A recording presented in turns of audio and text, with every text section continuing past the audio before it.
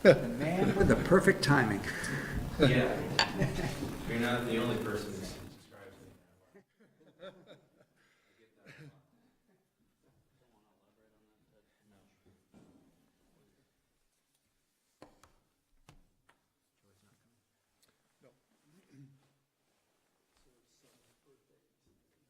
Visiting.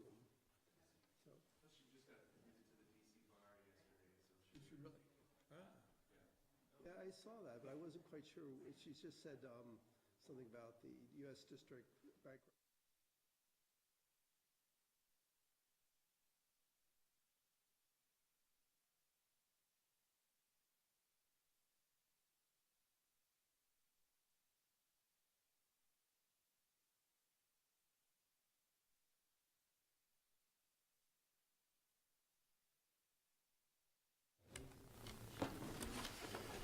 Okay. So I'll call the meeting to order, and the first order of business are the minutes of March 19, 2019. Is there a motion? Move we accept the minutes subject to modification. Is there a second? I'll second. Page 1.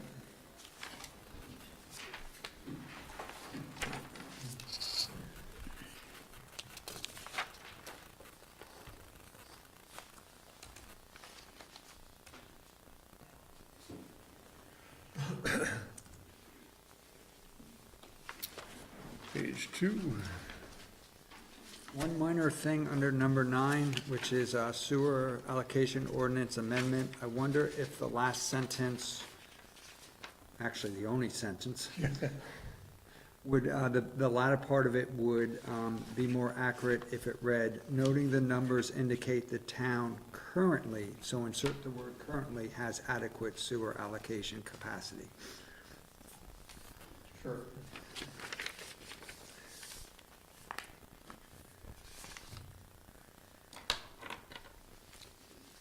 Thank you. That's it for me. Page 3.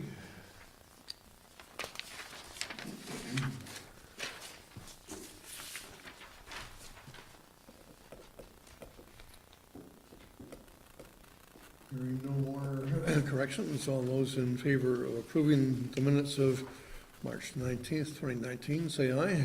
Aye. Any opposed and no abstentions?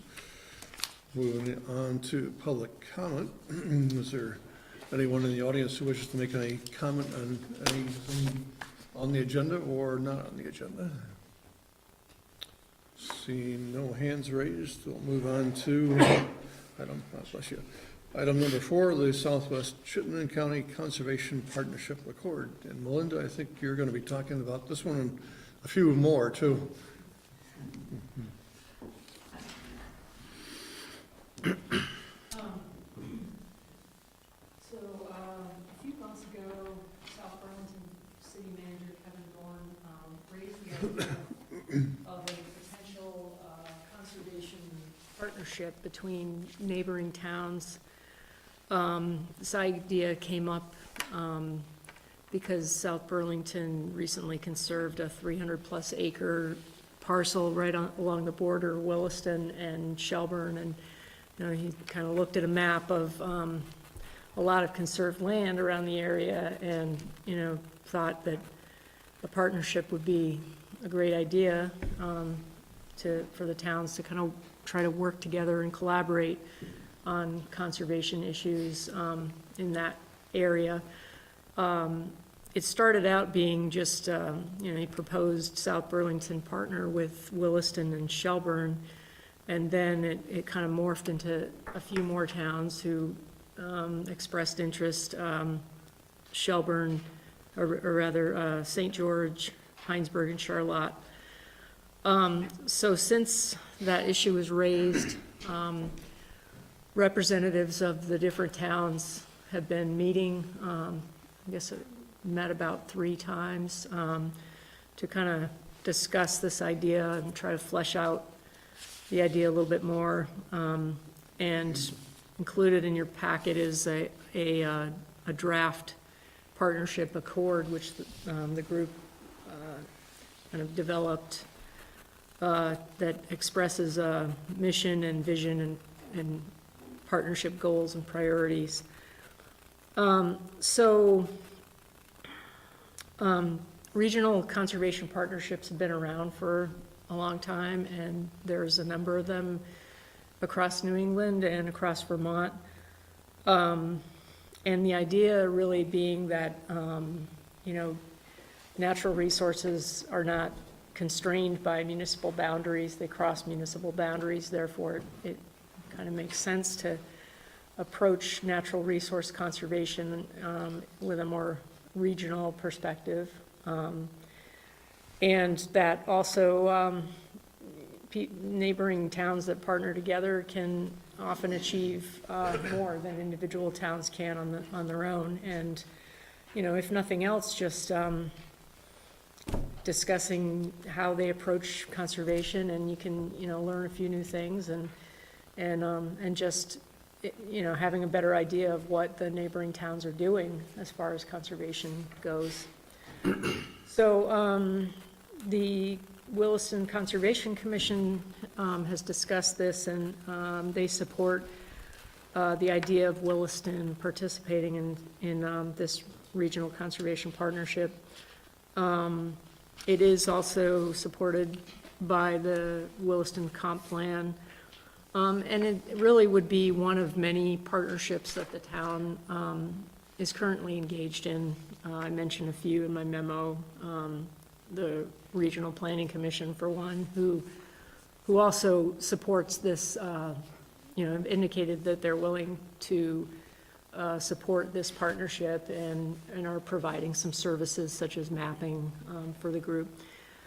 So the question before you tonight is really just, we wanted to kind of inform you of this initiative, let you know kind of what's been going on, and requesting feedback on how you feel about Williston participating in this, and more specifically, just the language that's in this draft accord. So, members of the board, your comments or questions regarding the possibility of proceeding with this? Well, support the idea 100%, however, I should put that, just a couple comments. You look for input on the language, so let me provide a little bit. I was a little surprised, no, I think not right, sorry, completely strike that. I wonder if maybe there are other partners who might want to be mentioned or somehow involved, or the concept of partnering with other partners. I'm thinking, well, you mentioned one, the Chittenden County Regional Planning Commission, you could see where they would be a useful player, if you will. The other one might be some of the state agencies that are looking to do things. Yeah. Okay. Absolutely, yeah, and that's intended is to reach out to other partners like land trusts and other agencies and organizations. The other part I picked up on, and I don't have necessarily a good suggestion about how to deal with this, but I picked up on, it doesn't mention funding at all, which is of course one of the big obstacles. So I wonder if maybe that should be worked in somehow, the wording there. Yeah, I mean, I think as it stands, there's no request for, there's no fiduciary commitment on the part of any of the towns participating in this, but you're correct that, it often, almost always takes money to accomplish conservation aims and goals. So, yeah. Okay, all right, good, thank you, enough said. Linda, I have a more global question than that. I'm in favor of this, but I'm in favor of it just at this point to explore it. Two questions, I guess. What is not being done now that this partnership would allow us to do? And secondly, when you give me an example of the nuts and bolts of what this would actually look like, both in terms of like how it would run and a result that it would actually achieve. Yeah, and I think, to be honest, it's not fully formed yet, what exactly it would do or accomplish, but there have definitely been ideas floated around, and I think as far as what it can do, that we can't do right now is really, really examining region-wide the connections and the possible connections and opportunities for conservation. Just kind of stepping back and looking at it from a landscape perspective rather than just like within your own municipal boundaries. And I think that there really is some power to that. And so that's one, just being able to kind of examine that and identify opportunities for connection at a more broad scale. But then when you partner with, when you have a partnership like this, it, one, generates more excitement, like just broadly, people take notice, oh, there's this new, conservation partnership, and they might, it might spur interest to, among private landowners to conserve their land if they know that there's like this sort of broad coalition of groups. It also can attract other resources and funding to conservation efforts if there's a broad coalition. So it could, in the end, I don't know, achieve the conservation of As it's understood at this early stage, is this something you would be staffing? I don't think it's a given that, that any staff members necessarily have to, right now there are staff members involved, but I don't think it has to be that way. I think it could just as easily be, interested citizens from the towns, so. Other questions? Is there any objection to proceeding with the exploration of this? If not, then that takes care of this one for tonight, and look forward to seeing somebody back to sign off on it, I'm sure, or give permission to sign off on. Next then is the Catamount Forest Land Lease Agreement, and Melinda, I think you're taking this one too.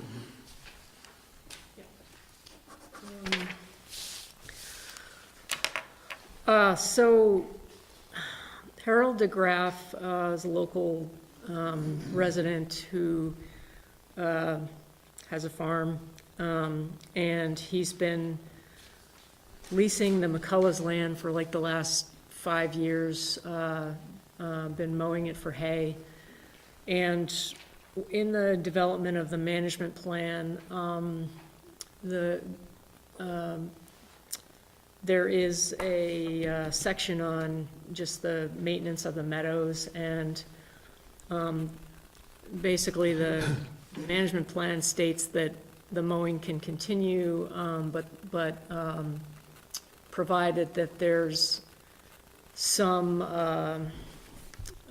I guess, effort to reserve some portion of the fields for grassland bird habitat. And so there were management recommendations made as to how to do that, how best to do that, and those are incorporated in this lease agreement. Basically, it's 35 acres of meadowland that is located south of Governor Chittenden Road. It's currently used for mountain biking and recreation, would continue to be, and the idea being that the farmer would come in and mow, I don't know, 2 or 3 cuts during the season. And he has seen this lease, the most recent version, and has sort of given his verbal okay on it.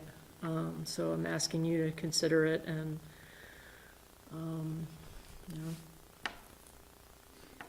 So my understanding is that we're looking to see whether we can agree with this and have staff take it to council, I believe. Right. So any questions for Melinda on this? Two hopefully quick ones. Melinda, this is all okay under our recent easements, that conservation or other easements on the land. And then the other one, it's kind of more of a wording question. The first sentence reads, "in consideration of $10 or more." I'm not really sure what that means. I mean, I understand what the words mean, but is it $10? Is it $10,000? You know, which is more? It's one of the, I can answer this. Okay, great. Any property right that is, any document that exchanges property rights, whether you buy the property or lease it or whatever, has to be for consideration, it has to be for money. So, the magic phrase, whether it's no money is actually exchanged or not, is $10 or more. Oh, okay, so it's like a, That's all, it's Yep. voodoo magic words. okay. That's Used to be really, one or more. that's interesting, I never knew that. Well, you know, this is great. I learned something. Yeah. Yep. I'll bet your deed says that too. if you- I think mine says one or more. I would say more or less, yeah, right? More or less.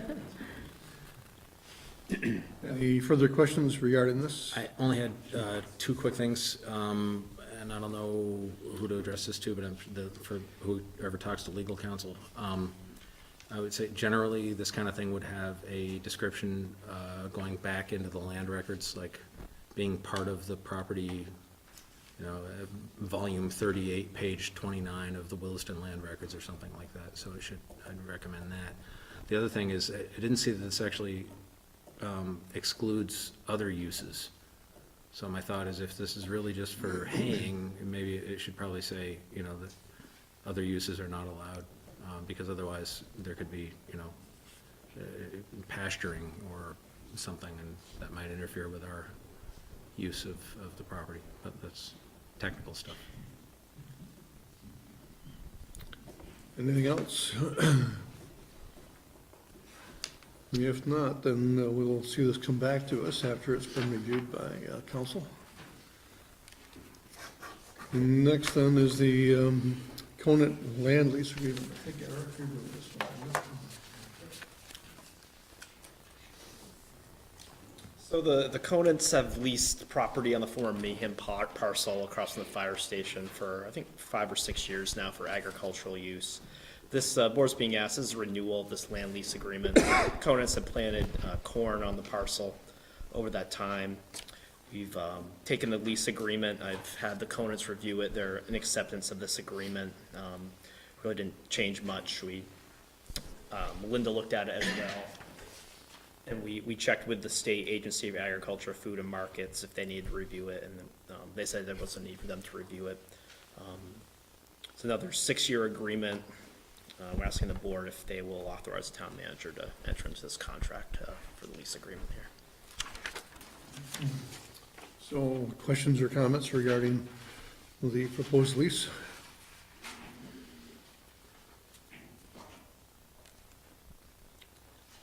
I think maybe the same thing about a volume and page number back reference. But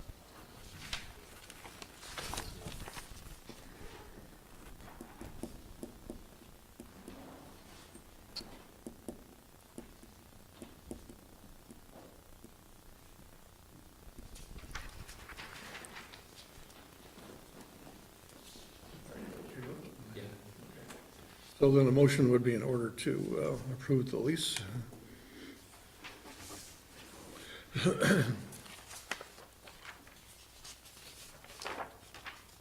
I'd move to authorize the town manager to enter into a land lease agreement with Conant Riverside Farms for agricultural use on 18 acres of town land across from the Williston Fire Station.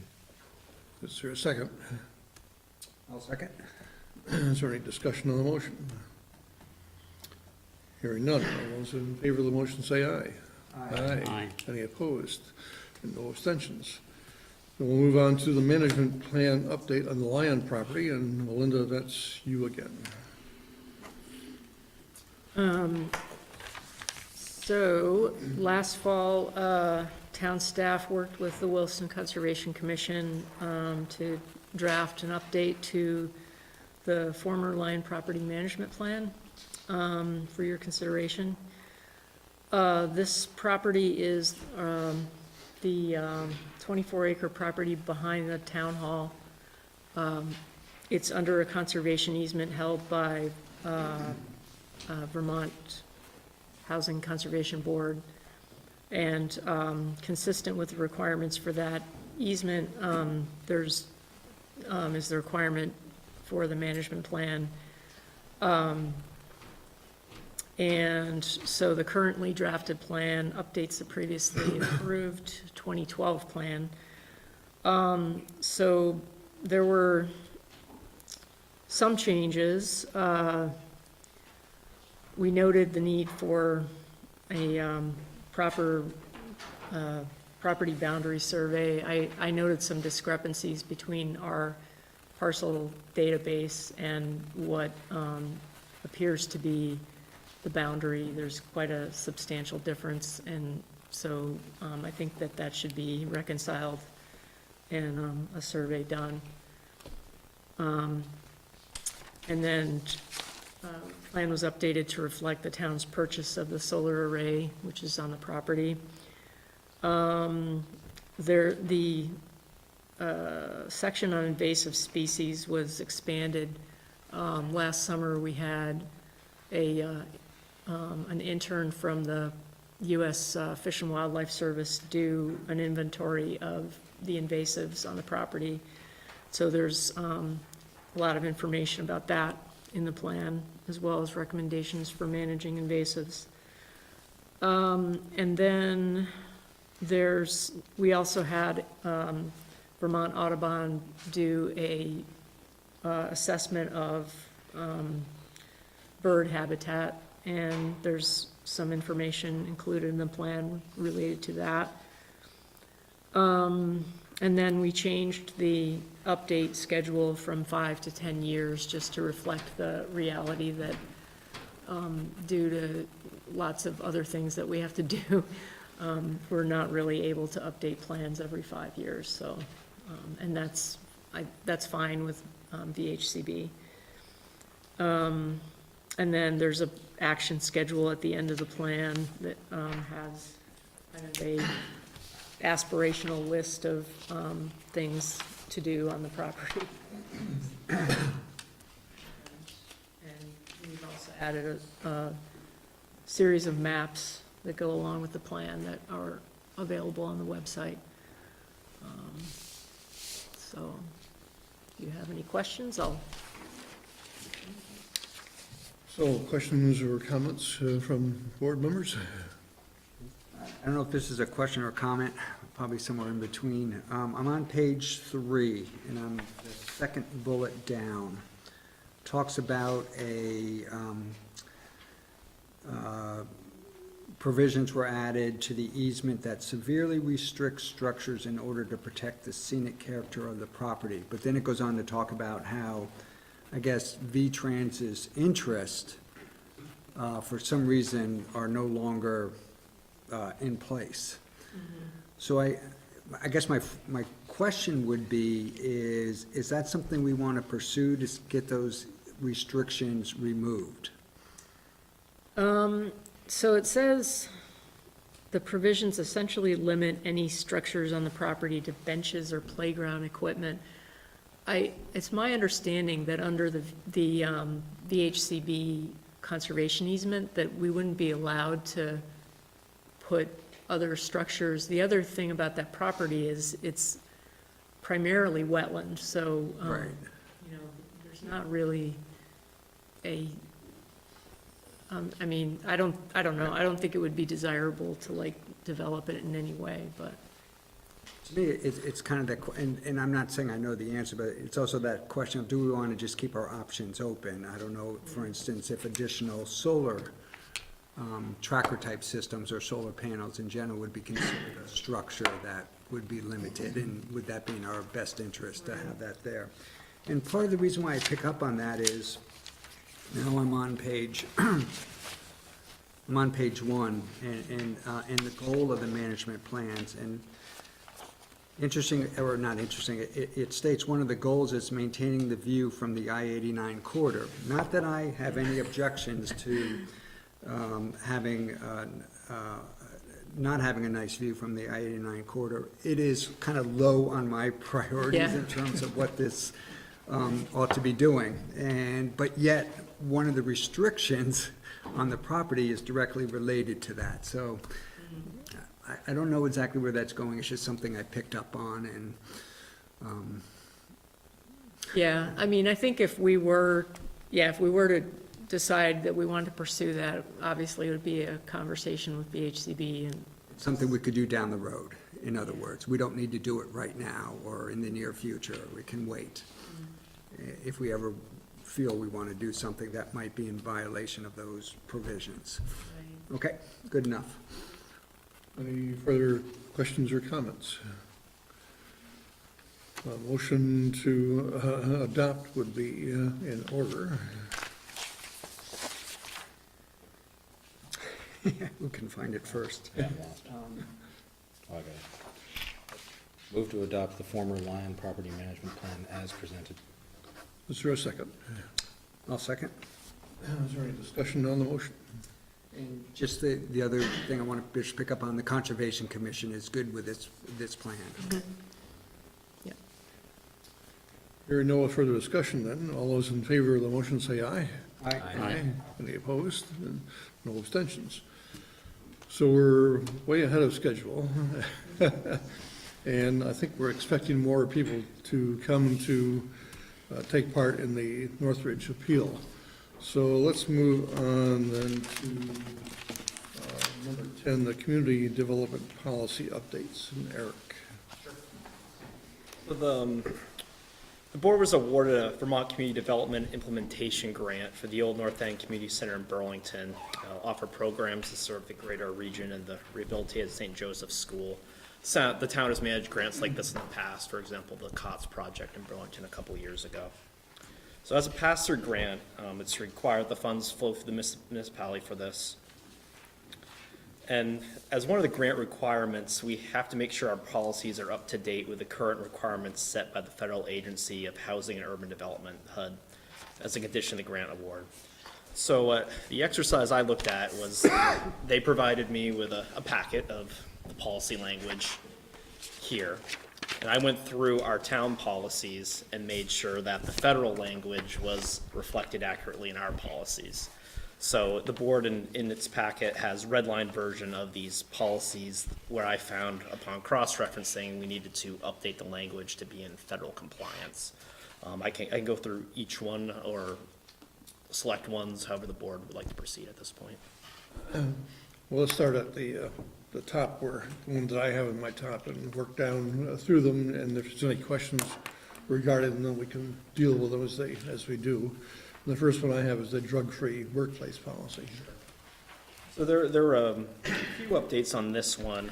So we can start on page 3. You'll see in those two sections it was some changing of language relating to conviction of crime under criminal drug statute. They reworded a couple pieces in there for section 1.3.2 and 1.3.3. Eric, do you mind a question as Yeah, as we go, that's good. would you, as I read through these proposed changes to those two sections, I got the sense that the new language is a little bit more strict, a little less lenient than the previous language. Would you agree with that? Yeah, that's the impression I got, and as we look at all these, this one was the more complex one to take a look at on both of, a federal requirement level, and then Rick and I took a look at it from, I don't think it's been looked at in a number of years to see Yeah. kind of at the town level, but I'd agree with that statement, Jeff, that, it's. I don't know if we should have this conversation now or later. I mean, are we okay with, with that making it more strict or less lenient? I kind of like that the previous language where it sounded like the town would more would more look at each situation and decide what was the appropriate course of action, where this seems to be a little bit more like, nope, there's an offense, you're going to be terminated. And I guess I kind of have mixed feelings about that. Yeah, I'm looking at, I guess before the language was up to and including dismissal, and then kind of some of the newer languages may be considered grounds for review and termination of employment. I guess trying to make sure we're at a level of the federal government, which was the kind of the subjective piece here, like, okay, are we at that bar or just below that bar? And- Yep. So, I guess if I could repeat what I just heard you say is, yeah, it's a little bit more strict, but not so much so that you're concerned about it, that it significantly changes how the town would, for lack of better words, deal with, what's the right word? Deal with, drugs in the workplace. Yeah, that was my feeling. I'll turn to Rick too as the.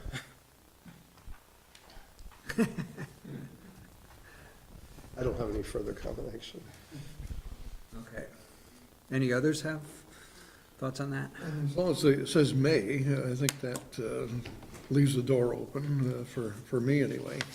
I was more concerned about the next one on page 4, that number 1.3.5, 1.3.7, that eliminates the nexus to the job.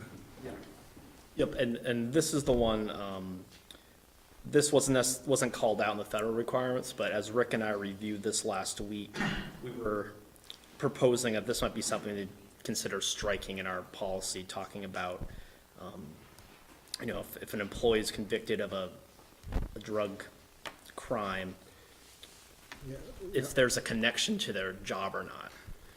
Our feeling was, again, this change was made, we would have requested this had we been just reviewing it on our own, because I think it gives us, as management, a little more flexibility than, because that's a much higher level if we have to also prove a nexus. Yes, that may be part of our consideration when we're looking at a situation, but to require it, I think, is a higher bar that I'd prefer not to see in this policy. So the proposed language changes for 1.3.5 and 1.3.7, you feel give the town more flexibility, if you will, okay? And the 1.3.5, I noticed if it's a felony, then we have to fire them. If it's not a felony, that's where other discipline, including dismissal, may be imposed. I think that does make it, but on the other hand, I do know that there are cases where somebody is convicted of something that is technically a felony, and it doesn't actually reflect, it over-reflects the seriousness of what they did. But that being said, as I was understanding all this, if we don't adopt these things, then we lose the grant. Well, that's the, So, that's the corresponding. It's nice that we're other- going through it. That's the corresponding other piece of it, is we cannot apply for certain grants, if I remember correctly, or pass those grants through to others that we want to help. Anything else on this policy? Well, just one, under 1.3.3, as I was reading through it, the statement is if an employee who is convicted of violating any criminal drug statute works in a federally funded program, and I was trying to figure out what is a federally funded program. It does go on to talk down below about the Vermont Community Development Program. I wonder if there are other ones we're aware of, what that means? Yeah, I'm trying to use an example, just something where the money is passed through that originates at the federal level. Maybe it's a grant-funded position at some point the town may hold, or something that has a federal dollar connection. Okay, so I'm still trying to figure that one out a little bit. Going to be federal money that comes through to a state agency that then gives us a grant with that money? So for instance, if, let's say, Forest Parks and Recreation, we get a grant from them, and the employee who's convicted is doing something that's associated with that grant, we'd need to let Forest Parks and Recreation know, because they're passing federal dollars through to us. They'd have to be, their position would have to be funded through the federal dollars. But that part doesn't actually change what was originally in the policy. The change is that the employee themselves has an obligation to tell either the town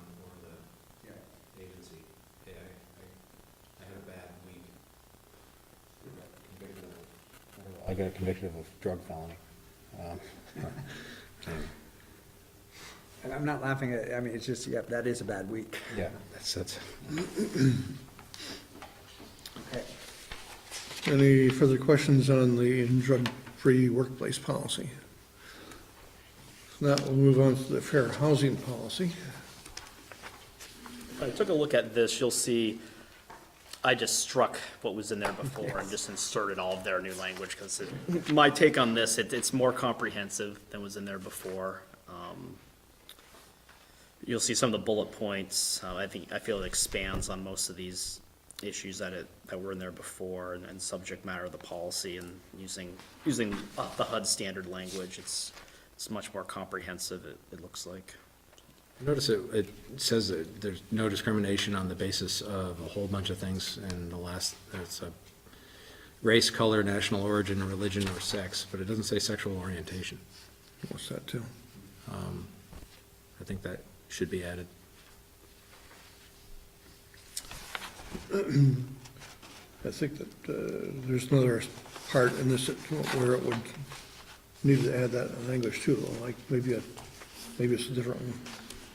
Must be a different policy.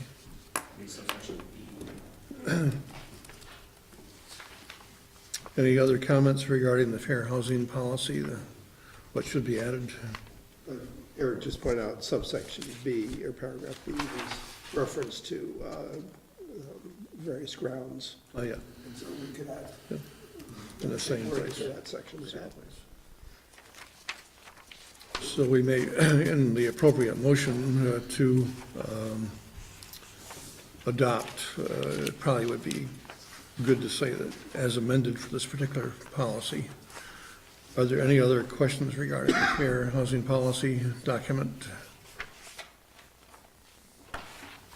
If not, we'll go on to the sub-grant recipient oversight monitoring policy.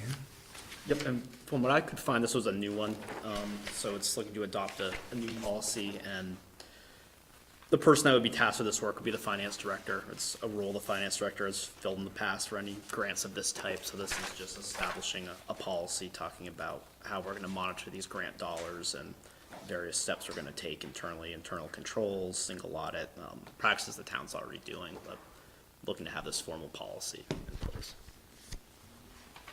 So I want to make, this is the one that actually concerned me also, because it sounded like, even though we might be acting on somebody else's behalf in terms of being the municipality to receive the grant, and then we pass it on to, let's say, a great nonprofit, doing a great project, but it comes with all these requirements.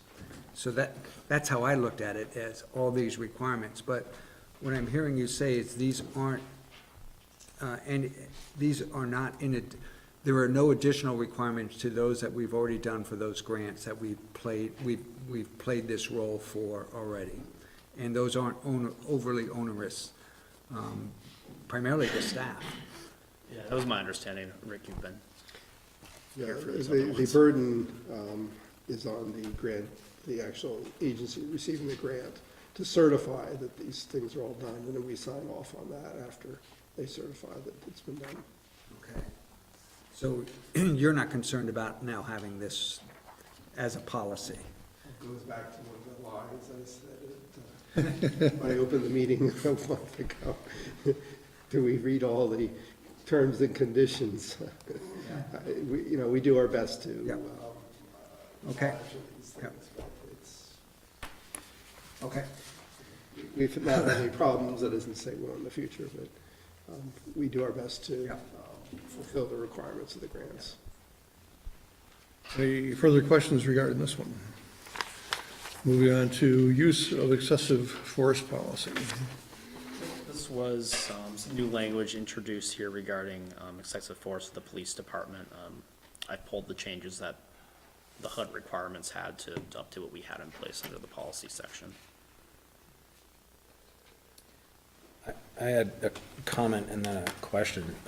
First of all, it's kind of interesting that we only prohibit the use of excessive force by law enforcement who are against individuals engaging in nonviolent civil rights demonstrations. I guess if you're doing something else, maybe excessive force is okay, I don't know, I mean, it doesn't say. But the other thing, more seriously, is that the second section prohibits its law enforcement agencies from physically barring entrance to or exit from a facility or location that is the subject of a nonviolent civil rights demonstration. The term facility isn't defined. What if it's private property? What if protesters have taken over a, area of Maple Tree Place to protest, animal abuse or a war, and actually that did happen in 2007, I think. There was a protest of a National Guard or Army recruiting station in Williston, Maple Tree Place somewhere. My concern is that on its face, this would say if there are protesters protesting, well, before we had the Vermont gas location, it'll be something else in the future, and it's private property, and they are on the private property disrupting what the landowner has a right to do on the property. This would say, well, I'm sorry, sir, we as the police, we cannot bar them from entering your facility or location because they're engaged in a nonviolent civil rights demonstration.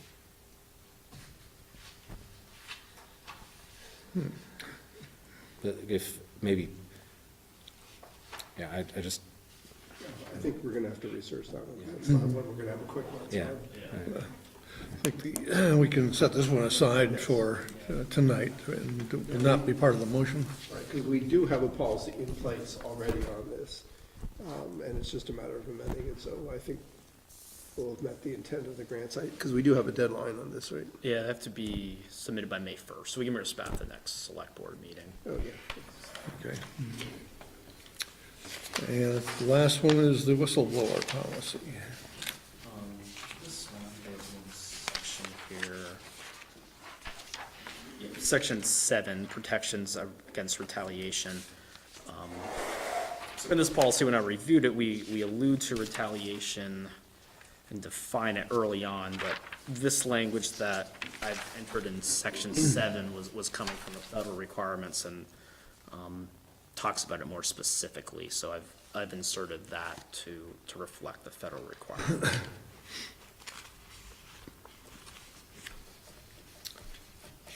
Questions or comments regarding this policy?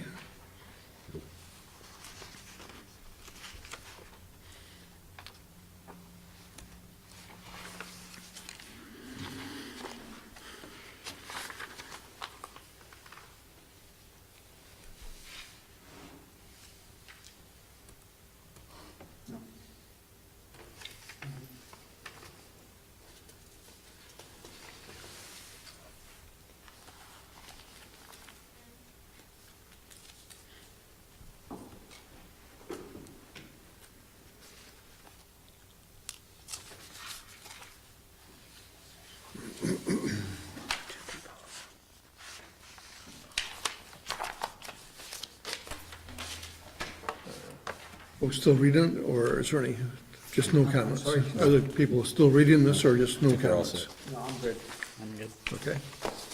So then, it looks like we need two motions, one that would exclude the use of excessive force policy, and one that would amend the fair housing policy. Move to amend the equal employment opportunity policy, the fair housing policy as amended, the whistleblower policy, and drug-free workplace policies as presented this evening.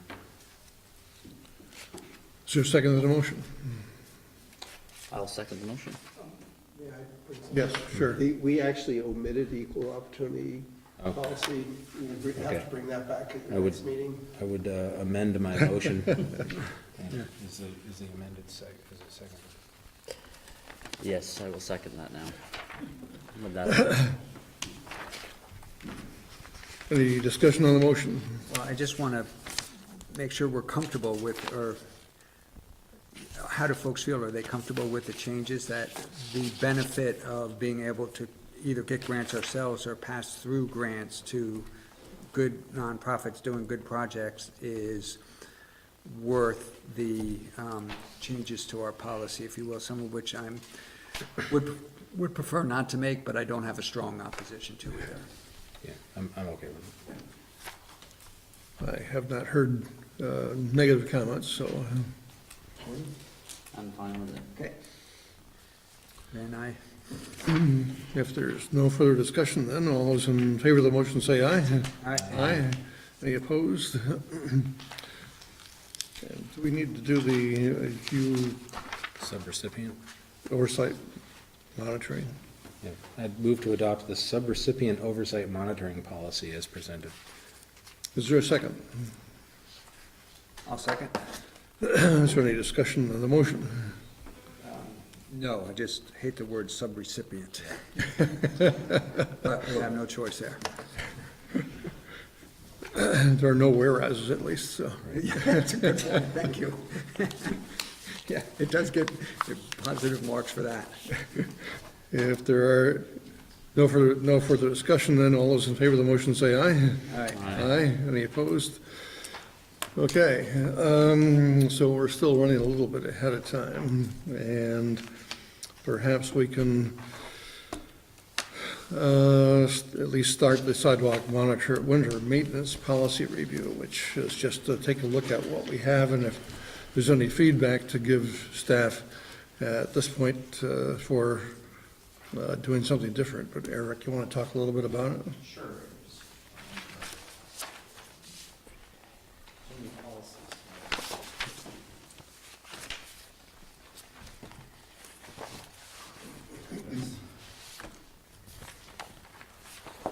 Last December, when the board had the annual request from citizens to add sections of sidewalk for winter maintenance, as part of that discussion, the board brought up they'd like to take a look at the sidewalk winter maintenance policy.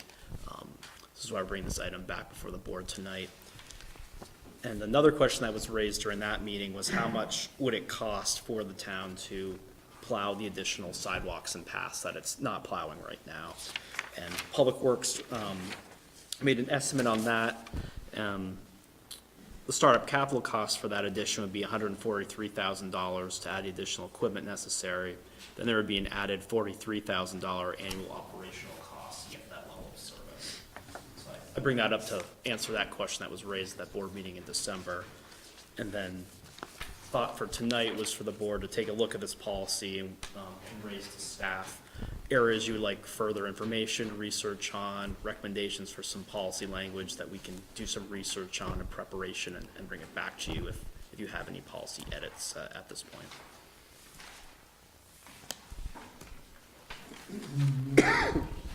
First, going to the cost question. So the 143,000, I assume, would be a new sidewalk plow. Yep, that would be 123,000 of it. And then, I forgot to ask Bruce before I left today, but he lists out another $20,000 piece of equipment. Okay. I'll get that information from the board, right when I left today. You can email it. Okay. It's not a big deal. And then an additional 43,000 would be, I assume, staff time to actually operate the equipment. Yep, operational costs, and it included with, replacement value for that equipment over time, or Oh, capital okay. replacement each year, kind of, that would be the added Okay. annual cost to it once the capital. And this would be to do all sidewalks that are, I don't know what the right word is, but municipally owned or municipally maintained. Yep, along with paths that the town plows. I know along by the post office area, for example, we have a pickup truck that plows there because it's wide enough. I mean, I don't mean to belittle $180,000 worth of cost. On the other hand, it does seem like that gets a lot in terms of all sidewalks being plowed. I mean, I look at that as a real benefit to the town. I'm throwing that out there to see if there's any concurrence or. I agree. Rick or Eric, your thoughts on that? No, it's a policy decision. the Okay. board has to make. That ultimately, actually, the taxpayers need to make. Well, true. Would that be a policy decision we should be making sometime in the near future, or should we wait for the next budget season? It's a sizable sum of money, so yeah, it would have to be in the budget season for, I realize it had to the be in the earliest would budget, be but, fiscal year 2021. right, but is it the type thing where, let's say sometime this summer, we work through this and are like, that's our policy, all town sidewalks are plowed. And then, obviously we'll have to deal with that next budget season because, Yeah, we'd have to include that amount in the budget. And there's multiple ways the board could approach it if you are considering adding this into the budget. One way to be to just include it in the budget and have the town people vote on the budget. right, The second would be similar to what the board did a few years back when we decided to essentially double the amount of money we were putting in towards our repaving budget. And that was a separate article that we voted on, Yeah. as, okay, just like the budget that we voted on. yeah. And I should point out, I'm exploring the concept, I have not made a decision. So that, actually, I know you just asked this and you answered it, but it's $43,000 a year for operating expenses to plow every sidewalk in Williston? Additional expense. Yeah, additional, Does that include all the development sidewalks? No, that's not, that's what it's costing us right now, $43,000. Oh, what we're doing. All right. Do we know how much it I would mean, add? these were the numbers we came up with based on what's happening right now. The number of storms and all those, and the amount of sidewalks we're doing. Do we know how much it would add to the budget if we plowed every sidewalk every public sidewalk? Well, it'd be probably that number again, Ted. We're at, it would add we're that. at 30 miles of sidewalk and paths. I know the plan now says 33. We were correcting some of that through GIS and everything. We're really at about 30 miles of sidewalk and path in the town of Williston right now. We're doing almost 15 miles. So we're doing almost half at this point. So, if, the issue, once again, to remember is that, about 3 miles of that is, 4-foot wide sidewalk, which is not impossible for us to do, but plows are set up to do 5-foot wide sidewalks. I don't know anybody that sells a 4-foot wide plow. So the V plow that we use, we can probably go on 4 feet without doing too much damage, but when we go to the blower or the straight edge plow, it's 5 feet wide. So just something else, food for thought. clarify for me then, does this include all of the developments that we have in town that have sidewalks that I think belong to the town? That would be all the public sidewalks, So that would include those. 30 miles, right, and we're doing about half now.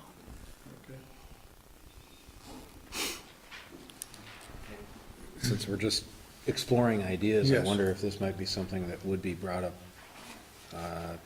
at the actual town meeting. It could be. Couldn't be voted on at the actual meeting because it's financial, but it certainly could be discussed. Yep. Oh, so it'd have to be voted on by Australian ballot. Okay. And so to do all that with the increased price, that would probably cost another penny on the tax rate, I would think, somewhere in that neighborhood. Well, Sorry, I didn't understand the I'm question. not sure the regular if you're just looking at operational costs, it wouldn't be anywhere near that. That would be just 43,000, which certainly It's not would a not. penny. No, it would not be, but if you the total of 123,000 plus the operating costs, it would come close to a penny. In the first year. 123,000, unless I'm misunderstanding, is the upfront cost for the machine. Well, it's just a one-time cost. Yeah. And that number then, it goes into that $42,000 Got it? price of the machine divvy out over the course of its life cycle. Okay.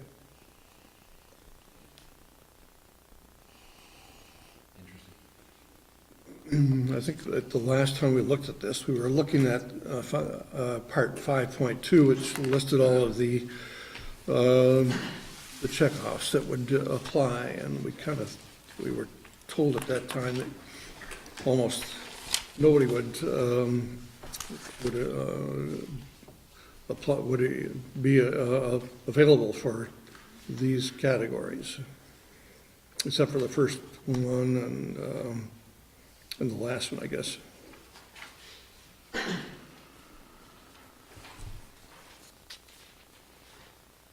I think that was where some of our consideration was, looking to see if we could modify those or maybe not. Well, they're criteria, they're not. The criteria, you don't- yes. You don't have to check off every single one of these to get the sidewalk plowed in front of your house, right? I think that's correct, but but all the ones we've seen so far, I think you've only had like 2 of them Yeah. that have qualified. If I remember correctly, when we last went through this, that's what happened. There was like a group that met like at least 3 or 4, and they seemed to be in. Then there was a group that only met 2 of the criteria. And they were the ones that dropped out. So our feeling is, you know, there's a common thread here, so why don't we have that common thread reflected in the policy? Uh-oh, Rick. What would that look like then? Well, it might be more prescriptive. You have to at least achieve 3 or 4. Oh, I see. Or it might be you achieve we might be able to reduce the list down to the criteria, and then if you do meet 1 or more of those criteria, then you're in, if we use the old evaluation system. I think rephrasing that slightly is, I think we found the criteria system, I don't want to say it wasn't working, that's not the right word, but it had kind of quirks in it, and we wanted to fix those quirks because nobody was getting certain of the criteria, and we couldn't think of examples where somebody would, so maybe they ought to be deleted. Go through the criteria with that kind of an eye. But on the other hand, that's all going to be moved if we want to If we do the push whole thing. a system that we're all are included. Once Right. the town accepts the sidewalk, it's part of the plan. Relative to these criteria, it's not like you really have to hit, there's nothing in the policy that says you have to hit Right. any of them, or 2 or 3 or whatever. Right. True.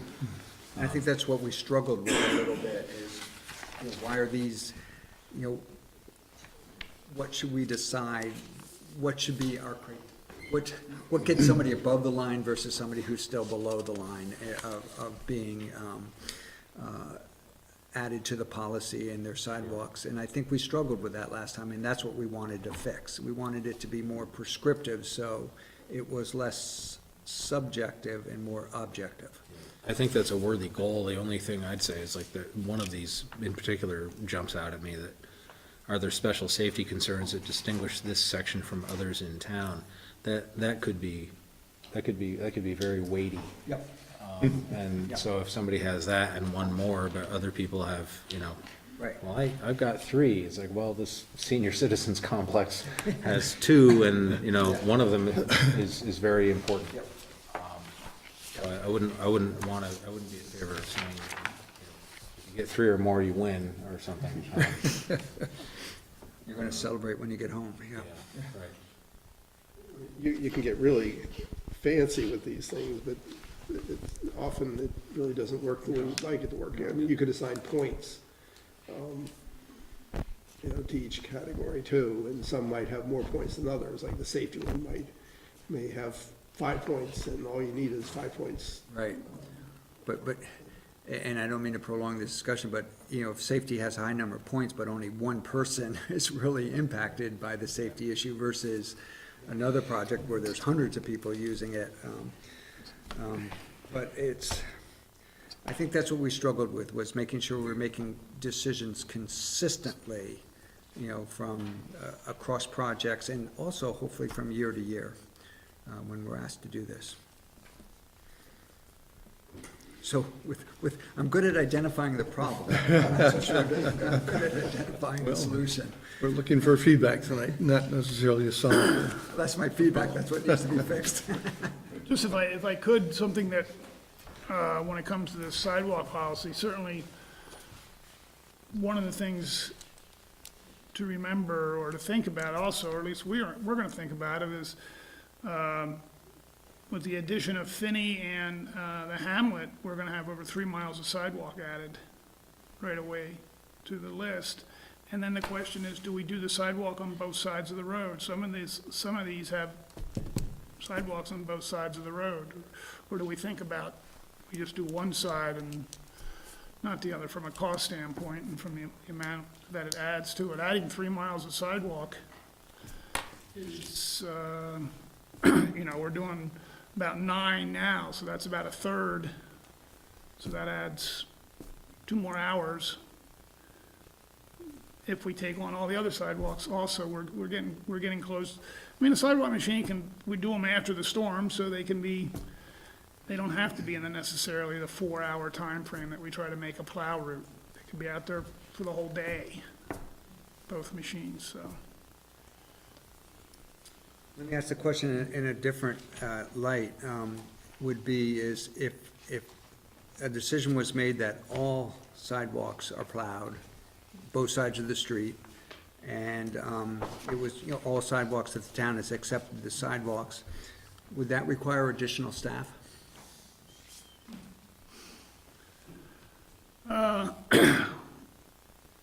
Not initially, I would say, because we are getting the buildings and grounds person. That's gonna be a full-time, year-round position that could probably be worked into that plow routine. Okay. So not initially, but possibly down the road, this could be a factor that causes. As you add more, as we add more, that's, well, just like everything else, I mean, Okay. Any further comments tonight? Next steps? Staff has listened to our feedback. I'm not sure where we're going to go, but possibility during the course of budget discussions, we may get into doing this and making some kind of a proposal to the citizens. Okay. So, it is a little after 8, and we'll go to the request to participate in an Act 250 appeal on Northridge. And we have at least 1 or 2 people, I think, to present your case tonight. Why don't you come up to the table, introduce yourselves, and we'll also have the opportunity to hear from the developer and his attorney. So, we're kind of in uncharted territory, and I apologize Yeah. for Hello. the paper. Great, thank you. And Well, my name is Lori Marino. Hi, Lori, thank you. I've just compiled for each of you some reference points to help navigate where we are. Thank you.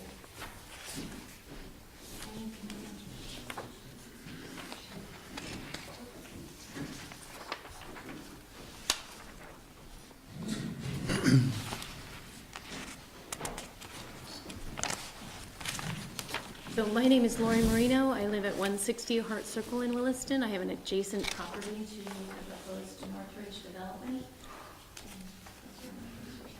I'm Brian Buno. I'm at 144 Hart Circle. I live next to Lori. And Pete Watson, 126 Coyote Lane, which is on the west side of the Northridge, the proposed Northridge project. So we are here to ask the support of the Select Board on the appeal of the Act 250 land use permit 4C1315. We've submitted an appeal and a statement of questions to be determined. And just for the record, I'd like to read through those statement of questions. I know they were forwarded to you as a board by Joe Limoges. previously, but I feel like for the record, just to clarify where we're coming from, that's okay with you. So, number one, on our statement of questions, whether the development and construction of Northridge property will increase the damaging impact of stormwater drainage from Northridge property, causing soil erosion, chemical and bacterial runoff, and increasing water pollution of the Allen Brook that is likely caused by development as per the 2017 La Rosa Organizational Support Grant Report, which currently funds the cleanup of the Allen Brook as cited in the 2018 Williston Town Report.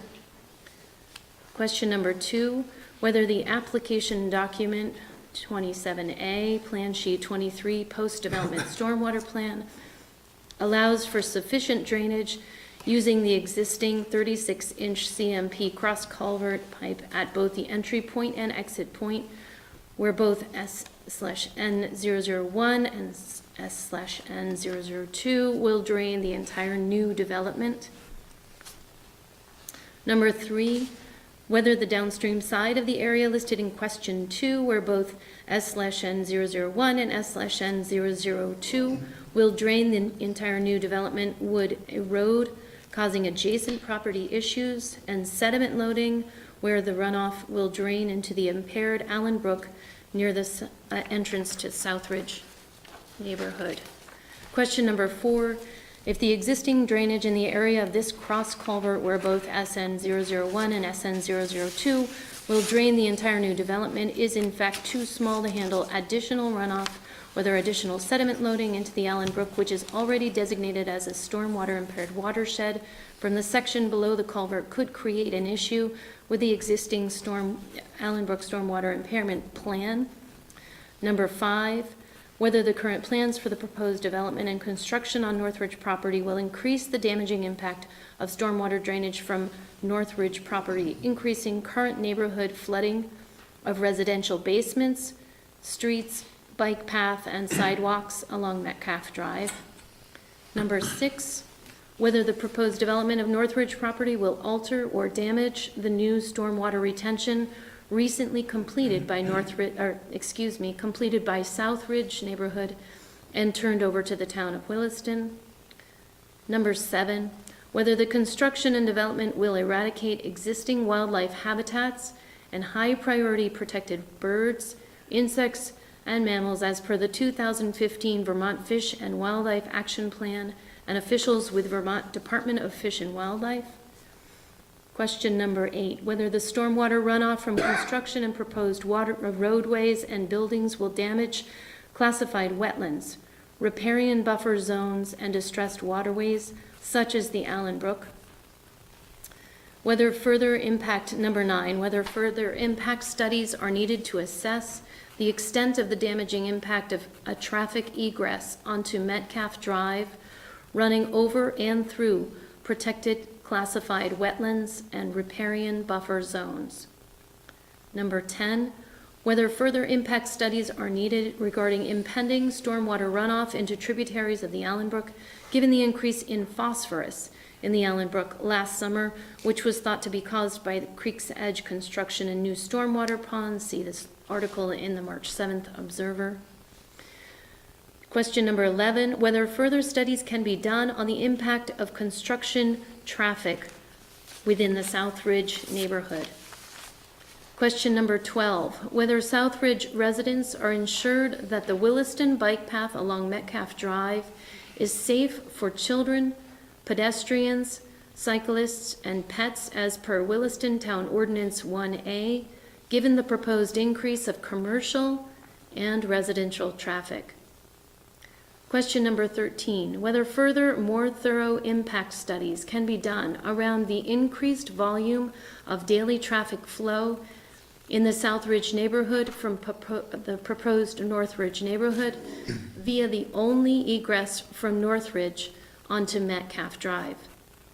Question number 14, whether the Southridge HOA laws were violated when imposing an egress from Northridge onto Metcalf Drive through a buffer zone of a Southridge resident's property. Question number 15, whether further studies can be done around the initial proposed egress out the north side of the North Ridge property. Question number 16, whether further impact studies of invasive species such as poison parsnip being spread throughout the South Ridge neighborhood can be done. Number 17, whether more thorough research can and/or should be done about the potential for toxic gases like radon in basements as a result of blasting. Question number 18, whether further consideration and alignment can be implemented given the proposed adjoining higher density living proposed in North Ridge project that connects via Metcalf Drive to South Ridge, which is a lower density living. Question number 19, whether further consideration can be taken and realigned regarding the negative and/or neutral impact of the proposed development on the monetary value of homes in South Ridge. So that completes our statement of questions. Other neighbors that are included, should we state that there are other neighbors involved in the appeal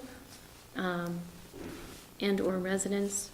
On March 25th, we posted a survey on Front Porch Forum and Nextdoor.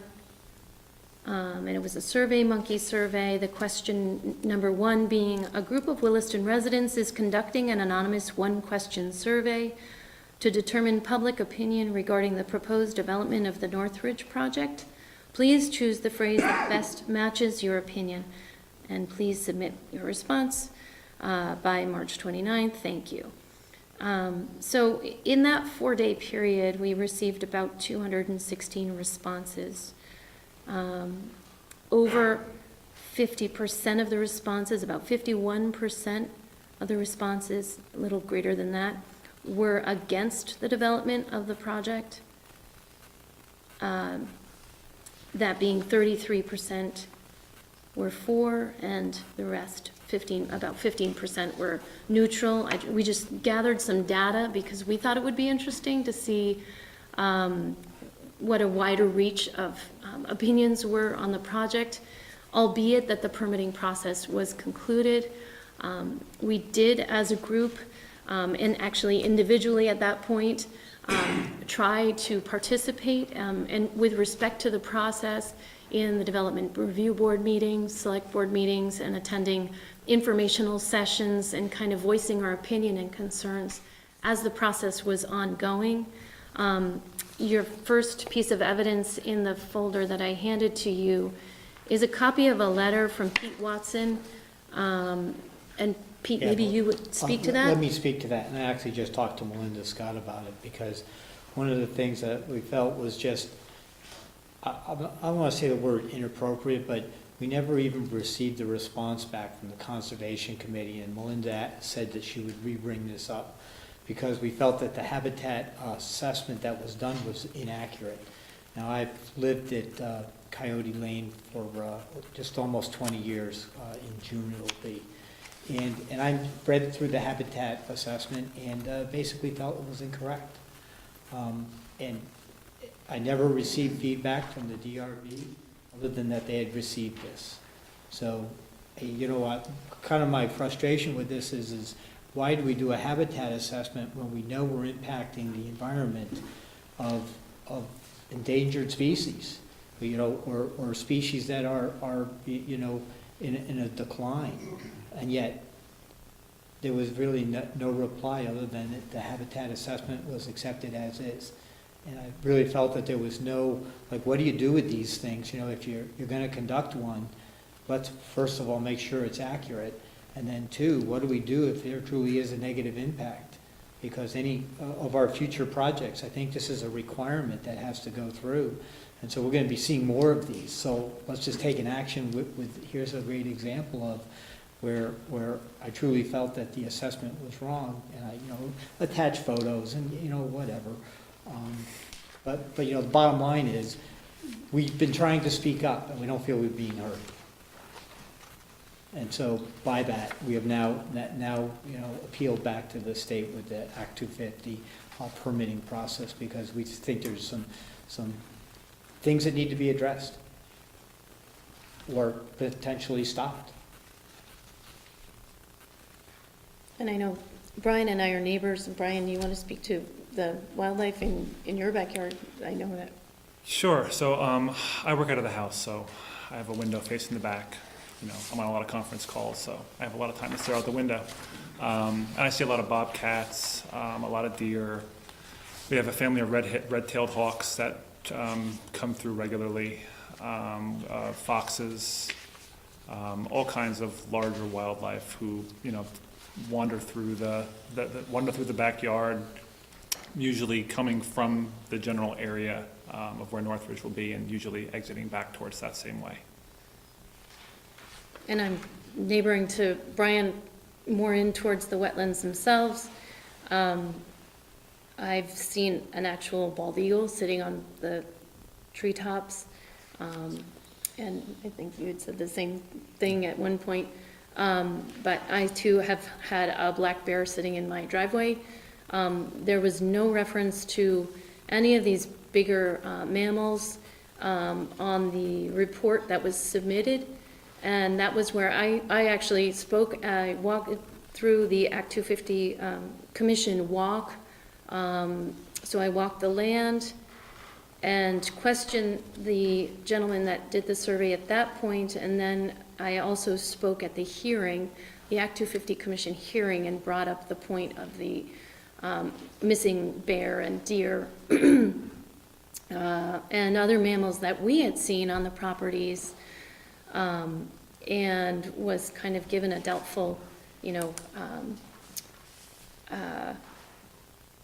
response as to their existence. I have since spoken with David Mears, who's the executive director at the Audubon Society, and Margaret Fowler and I have a communication going back and forth, and she's offered to have a birder come out and assess. I know bobolinks are a concern, and the golden warblers in those kinds of ecosystems. So she's offered to send a birder out and help to assess that for us. She's also offered to possibly send a representative from the Audubon Society out to assess the property itself. At the time, there were no postings on the property. As of the 26th of March, there's now private property signs that have appeared. So I don't know if that inhibits her ability to do an assessment, given the appeal process being active. I don't know if there's allowance for that or not. But I've also spoke to Chris Bernier of the Fish and Wildlife Department. He's currently doing studies on various mammals, mostly in the Northeast Kingdom, but I spent about 2 hours on the phone with him discussing the difficulties of protecting the wetlands and the areas that are of concern. And so I just ask that that be taken into consideration, and that we've tried to go through due process to voice our concern about these issues in the environment. I think it's fair to say that, okay, the habitat assessment aside, we're far more concerned about the Act 250 and the things that, what's going to be impacting our environment. And, whether it's the increased traffic flow through our residential areas, whether it's the additional pollution that's going to be occurring in the Allenbrook, which we're spending money on as a town to try to make better, but then the other side of it, we're potentially causing other impacts. So I think we really have to step back and say, wait a minute, there's the balance here. Either stop spending money on the Allenbrook, which feeds into Lake Champlain, and is our drinking water that we all drink. So, it's like, wait a minute, we got to improve it. But yet, we're putting in additional projects like this. And so that's where I think it is. We've got something that's getting out of alignment. Yes, and so adding to that and speaking to the next piece of evidence that I submitted, or paperwork, I guess, is a federal study and assessment of pedestrian and the rise in pedestrian fatalities, actually, due to increased traffic. I know we all have children in the neighborhood. A lot of the comments, and I would be willing to share the stream of comments that were submitted as well on that survey. There were about 50 comments from Williston residents. One of the number one concerns in those comments was the single egress onto Metcalf Drive. Our development was created with an outlet onto Route 2, an outlet onto Old Stage, appropriate to the size of our neighborhood. And originally, Northridge was proposed with 2 northern egresses, or egresses on the north side of that Northridge property. Somehow, and I believe it has something to do with lands that are owned and not owned in combination with wetlands. Now we're down to 1 egress coming and flowing out through the Southridge neighborhood. The impact of that, I know, is mitigated, and that's the other piece of information I have from the state. You know, it highlights basically allowances, the fees, the impact fee funding. And I know that impact fee funding will go towards mitigations in the future. If there's an impact on the traffic that in the future, you know, warrants a light being put in, this fee will cover that.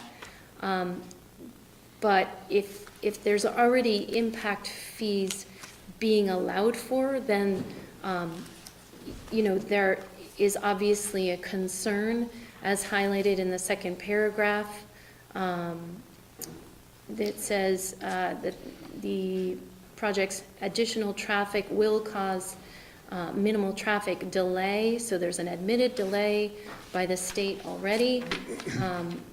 This is a letter from Christopher Clow, transportation engineer for the state. And so they're admitting that there's going to be an impact. We know that they're going from a higher density housing development to a lower density housing development like Southridge. The impact is going to be significant. And I just submit that it's not, I don't think it's sufficient. You know, at least that there be further studies, and I feel like this is a significant part of the appeal, which could be supported by the town as a concern for the residents. And the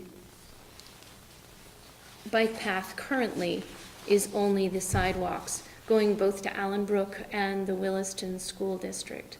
So the bike path is a venue for children and adults to travel to both schools. You know, in the mornings, we have construction traffic that's going to be starting and will be coming through. I know kids go through on their bikes, we're aware of it. But large construction vehicles and some of the federal stats that I've included for you can cite the incidences and the impact of larger vehicles and lower sight vision, and then obviously the increase in volume of traffic.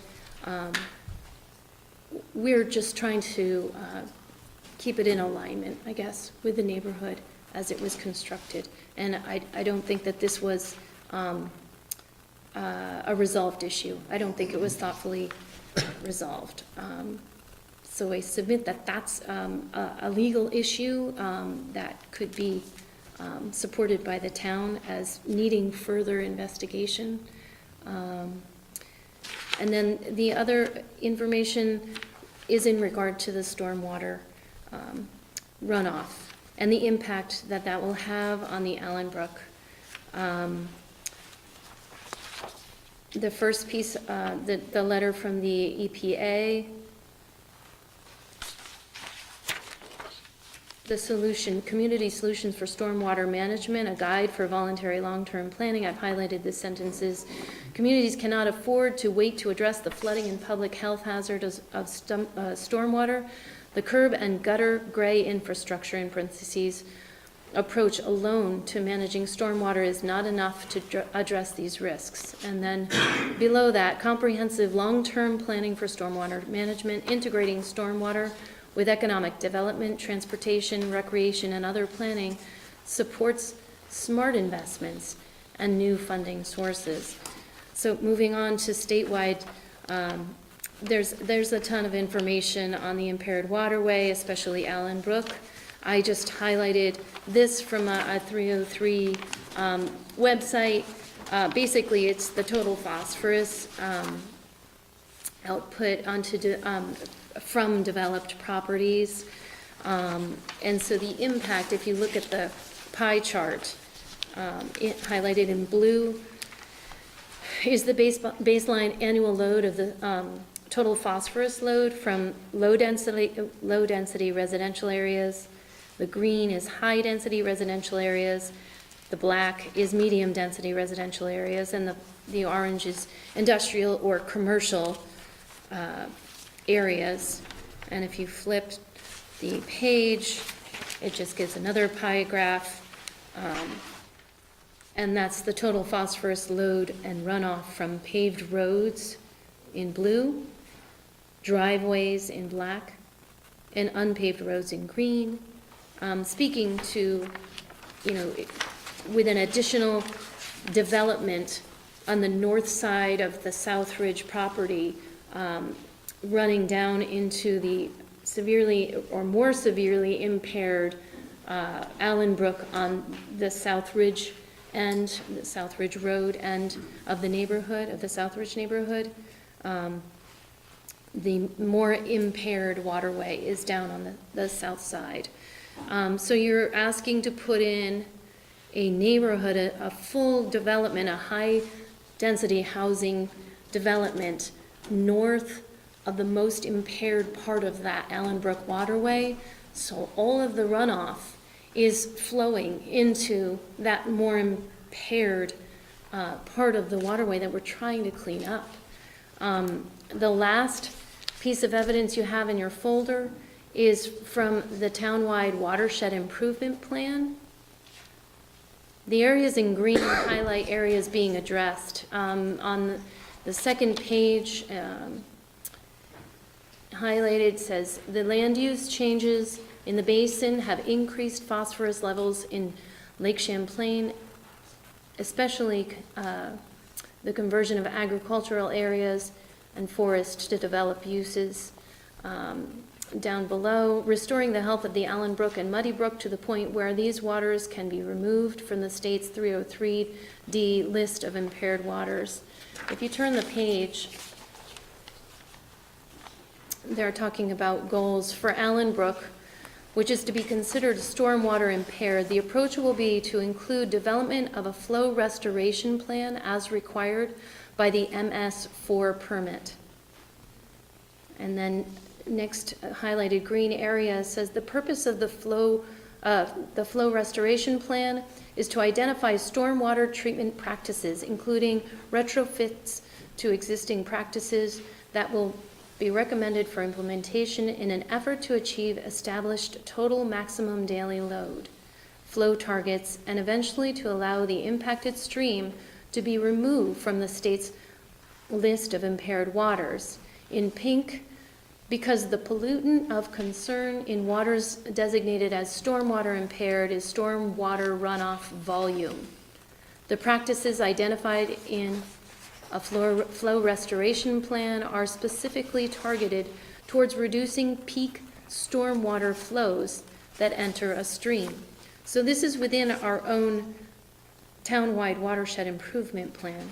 If you turn the page, it speaks to the Winooski River Basin and the Water Quality Management Plan, highlighted in pink, identifying and implementing stormwater management opportunities that reduce bacteria loads to receiving streams. And then to the green, increasing the establishment and enhancement of woody riparian corridors on stable outreaches of the Allen Brook as a priority strategy for enhancing stream stability. So the Northridge development, in addition to Class 2 wetlands, is an area where there are already existing riparian buffer zones that we're talking about here in this impact plan, and we're constantly planting trees to recreate those riparian buffer zones. Well, here we have one that's helping to mitigate the issue in the Allen Brook, and we're thinking of tearing it up and/or impacting it with further development. Down at the bottom, it says the municipal separate stormwater sewer system permit issued on December 5th, 2012 requires the development and implementation of a flow restoration plan for each of Vermont's stormwater impaired watersheds, as per the Vermont Department of Environmental Conservation. On the flip side, it says Allen Brook exceeded the water quality standards for E. coli and turbidity in the majority of samples collected. Allen Brook did not exceed the federal standards for chlorine. Numerical standards do not yet exist. I believe that's total nitrogen and total phosphorus levels in the streams and rivers, but the total phosphorus concentrations observed and generally above in the lake standard established for phosphorus in segment of Lake Champlain to which Allen Brook ultimately discharges. So then it just speaks to the restoration, the Allen Brook Restoration Project down below. And I'll let you read that, so I'm not reading too much. I apologize for the run-on.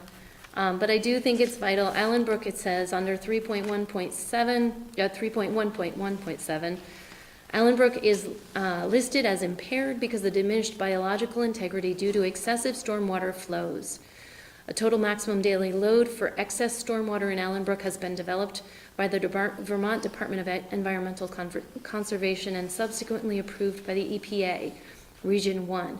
Because the pollutant of concern is stormwater runoff volume, the loading capacity is the greatest volume of stormwater runoff Allen Brook can receive without violating the stream's aquatic life criteria.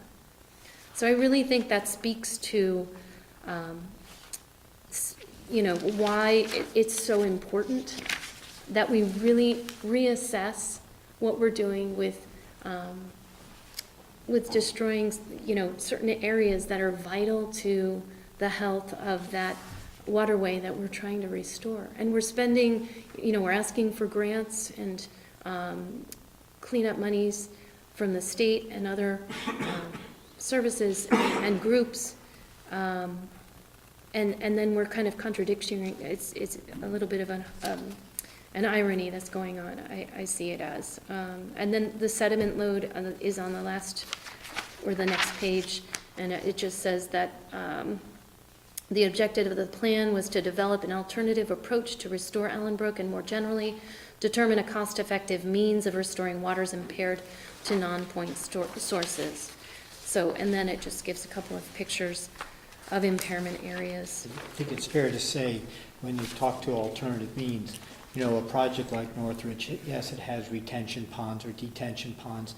Bottom line is you're increasing a surface area of human materials, called pavement, concrete, asphalt roofs, that kind of thing. Not to mention construction. Where you're stepping away from, the realities of what Mother Nature does to filter water. So, okay, yeah, a retention pond or a detention pond serves a purpose. During peak stormwater runoffs, they can overflow. We've seen it, at Coyote Run, we had a storm a few years back where the entire road was filled with water. It was flooding that resulted in a lot of basements in the Southridge area of Metcalf.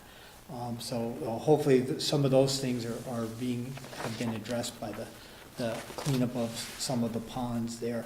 But the bottom line is we're stepping away from what Mother Nature has put in place to help filter out these waters, and we're spending money to go clean the Allen Brook, and yet we're going to add another housing project of higher density that really counters what we're trying to accomplish. So I think that's why we come down and ask the town, to be involved with the Act 250 permitting process. Just because, the bottom line is, I think having asked doing that simple survey, over a 4-day period, and having over 50% of the 216 respondents say that it's a negative to our town, that says it actually is worth coming before you to raise this issue. When you only see 33% of the people that are for it, and another 9%, was it? 15, yeah, Six- 12 to 15. 12%, that were neutral to it. So I think, if you look at the feedback of the comments, the 206, what was it, out of the 260 respondents, 50 or 45, 50 had, 50, over 51%. no, but how many had comments, actual feedback? 50 comments, 50 comments, and included in those comments, commonly was, I'm against it, but I can't do anything about it. And we actually can. So there are many residents that are throwing their hands up and, why are you bothering? It's not gonna get anywhere. And we feel like with the town coming on board, addressing concerns that affect the town itself, in light of the fact that the Development Review Board has put some permitting through, I think that we're putting together a case on our own that with the town, it could be even stronger. Just investigating further and acknowledging the voice of the residents of Williston, that, they're feeling unheard. We're trying to speak for them, for those that are concerned and feel that they're not being heard, and feel it's worth it. It's impacting our environment and our town, and the residents. And so we asked, with all due respect and with respect to the process, for any support that you can give us and ultimately to be a part of this appeal with us. We're willing to help navigate whatever way we can legally, and to work with the process to make that happen. Well, I guess, and again, it's unexplored territory, so is there questions of us that we can ask? Yes. Answer for you, or where do we go from here? So that's a good question, because we've never done this before, and never been asked to participate in the Act 250 appeal. So I presume that since you have acknowledged that you did not appeal the DRB's decision, and then that all went to Act 250, and Act 250, while we haven't seen the decision, I presume that they took all of the information that was given to them by the town, by the DRB and the other participants, and made their decision, which now you are going to appeal. And this is not the homeowners association. I think that's appealing. This is just individual citizens in Southbridge. I think the homeowners association was approached, and not by us specifically. I don't know if you spoke to them, Pete, or not, but I think other residents did. But so no, we are independent of the homeowners association. I can't remember, there was a reply back as to, There's some legality involved, I believe, with the easement, the egress onto Metcalf and the homeowners association. I'm not a lawyer, so we're, going on the information that we have. I don't know if that was why the homeowners association couldn't get involved, because there was allowances. I don't. What I remember them saying at one of the homeowners meetings that we had, the HOA meeting, was that because the driveway of the house, which sold a portion of the land to be able to allow the egress to happen, because that house is now going to be part of Northridge, it's no longer part of Southridge, so it's essentially out of their jurisdiction. And that means they couldn't join an appeal? Is that what they said? That wasn't for the appeal specifically, that was to join in the earlier process. Correct. Yeah, that wasn't an Right. appeal. But did you talk to them about joining an appeal of either the DRB decision or the Act 250 panel decision? I had asked them to be part of a neighborhood-wide mailing, email kind of thing when we started asking questions. and they said that they could not be part of that. Okay. So then we did not pursue their support any further.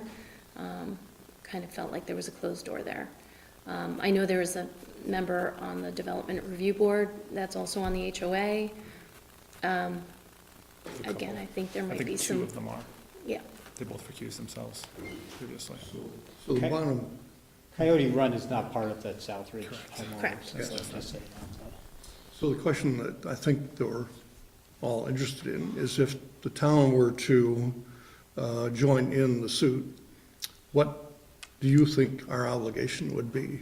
Since you're looking to get questions answered, would you be hiring independent experts to deal with the questions you're asking? And would you expect the town to share in the expense?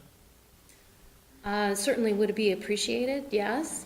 And we do have experts that we have been speaking with. You know, the Audubon Society is obviously a nonprofit kind of organization. We've been resourcing as many free resources as we can. So that would be up for discussion, but certainly would appreciate, yes, any financial support that you could give as far as legal support, legal counsel. But that's not the whole basis of requesting support. I think part of it is having the town become part of that appeal process, says, wait a minute, we're stepping back and reevaluating where this is going. You know, so if there's a financial impact at some point, then I think everybody would want to reassess. But the bottom line is, by having the town as part of that appeal process, says that we actually do want to step back and look at this a little bit further, because there's some things that aren't making sense.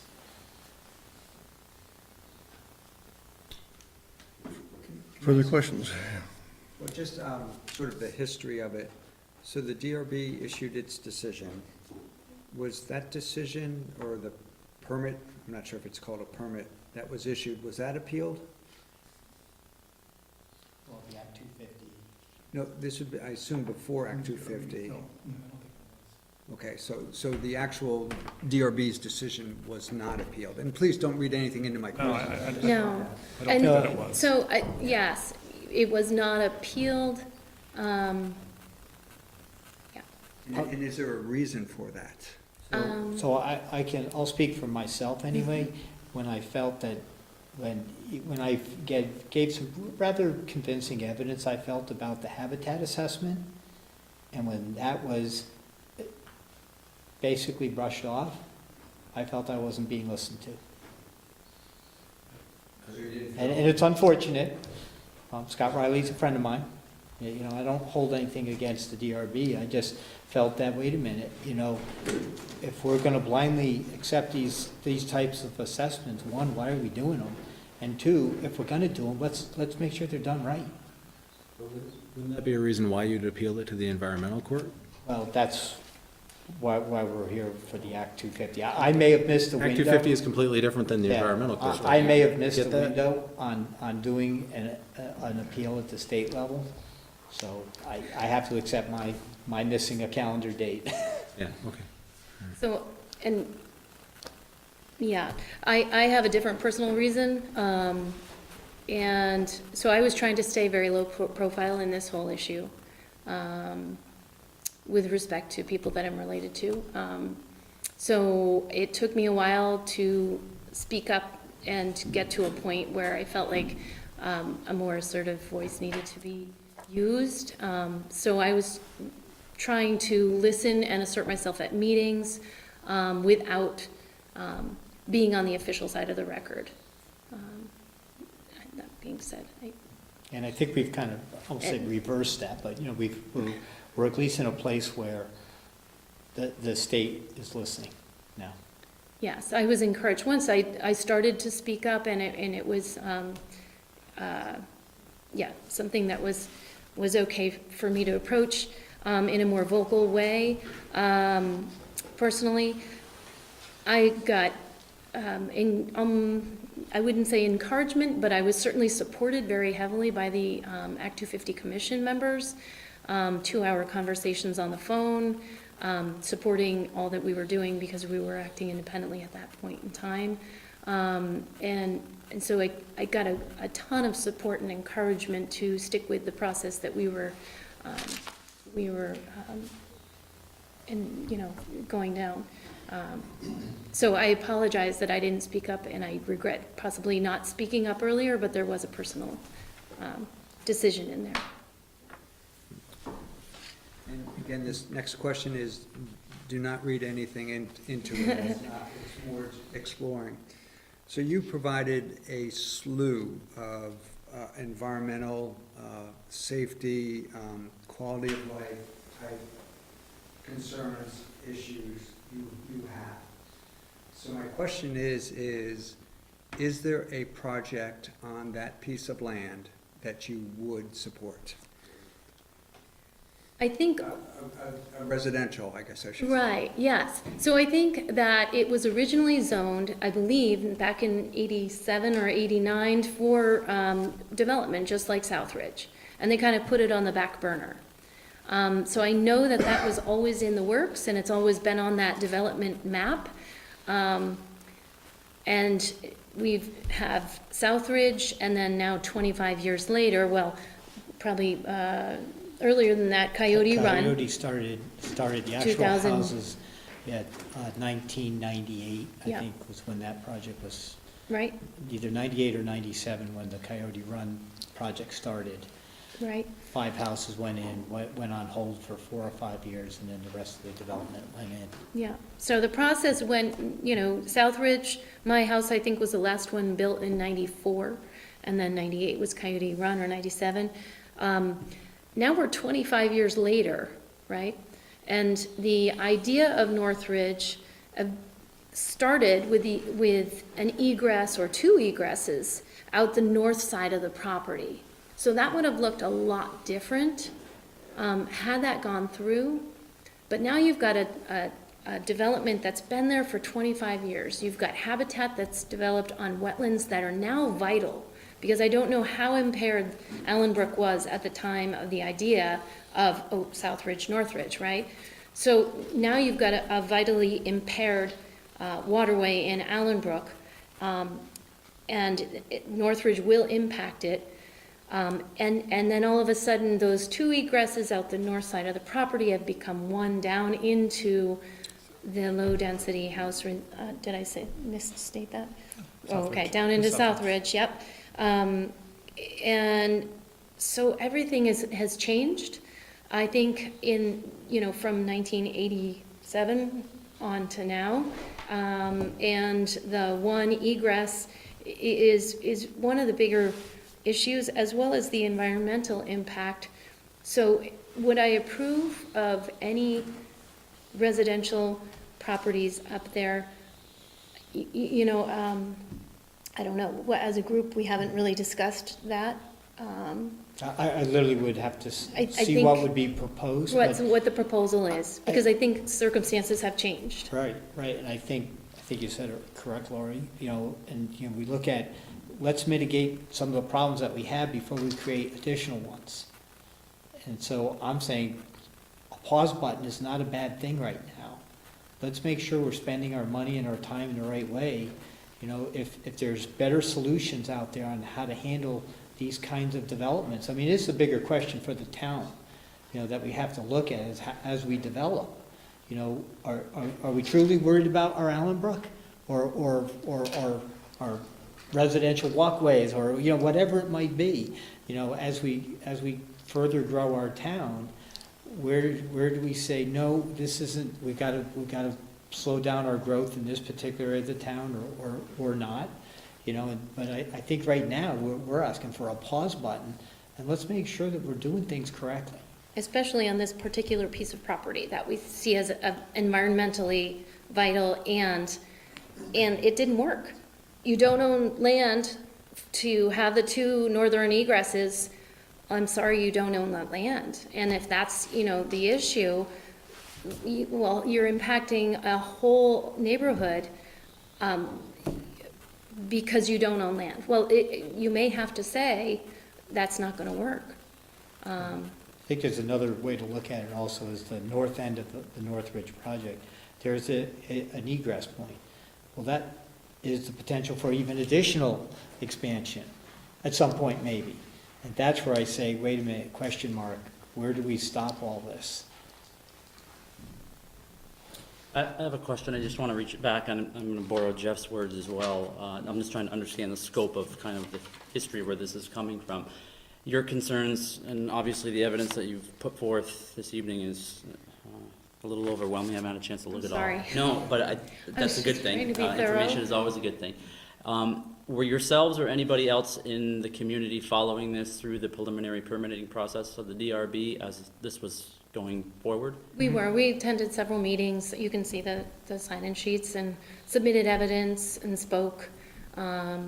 I attended the Act 250 Commission hearing itself and spoke at the hearing in front of the board.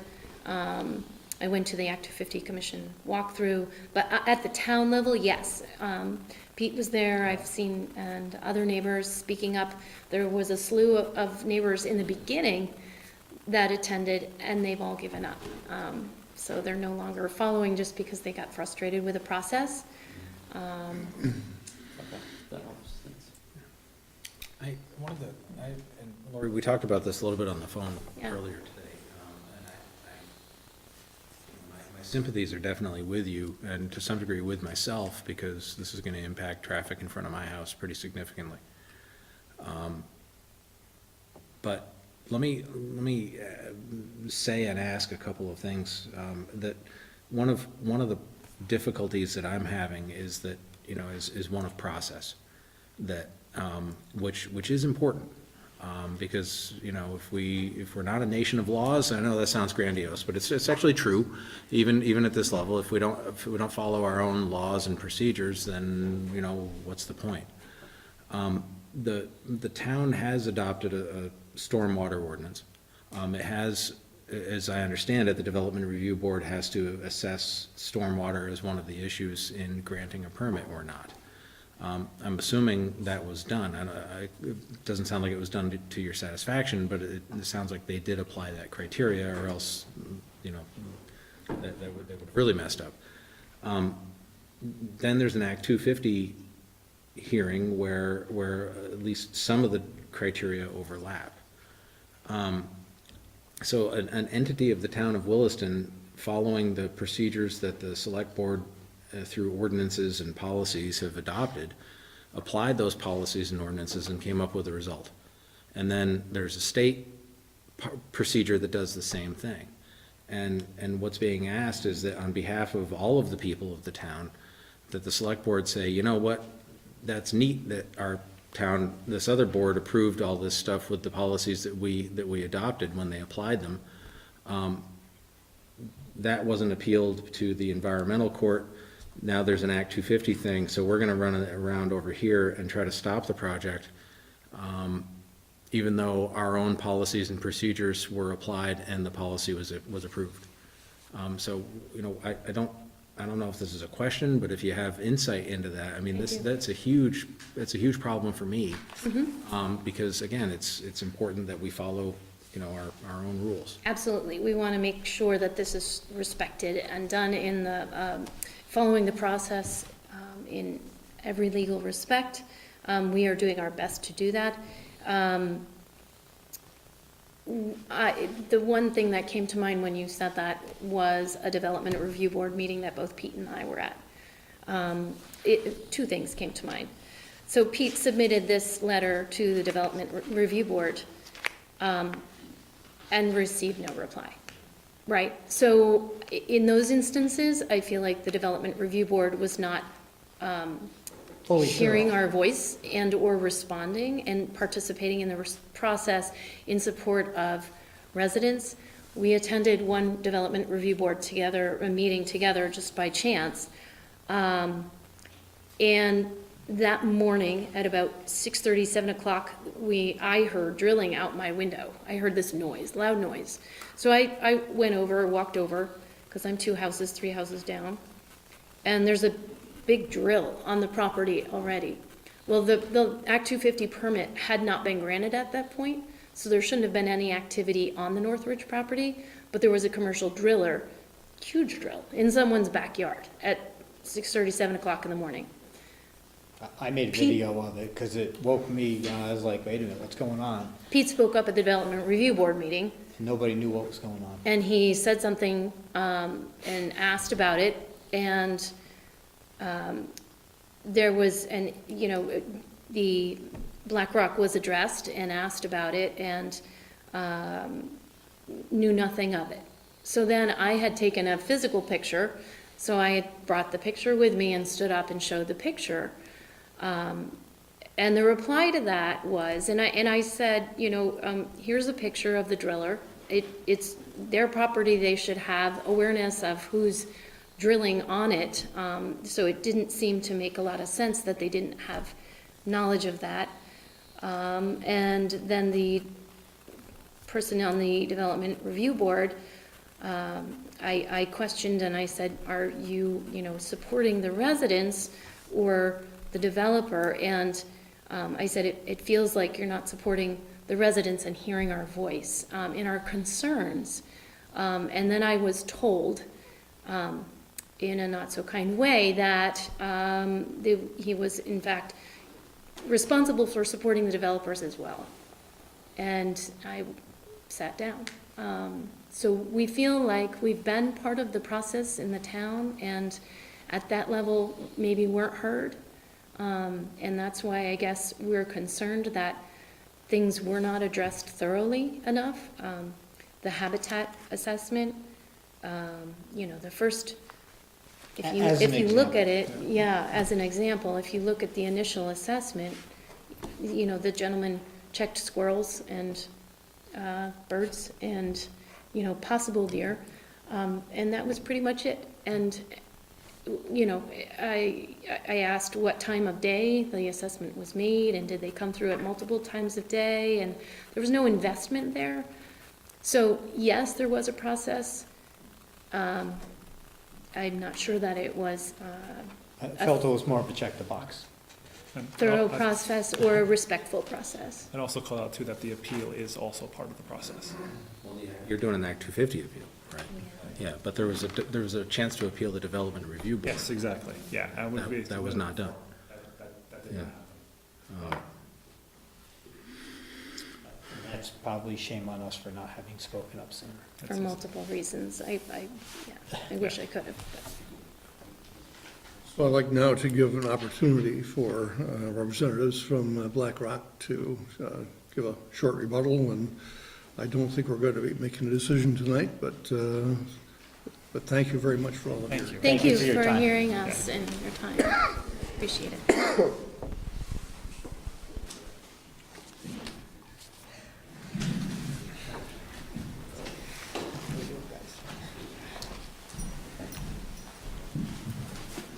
Even though we know one of you, maybe please identify yourselves.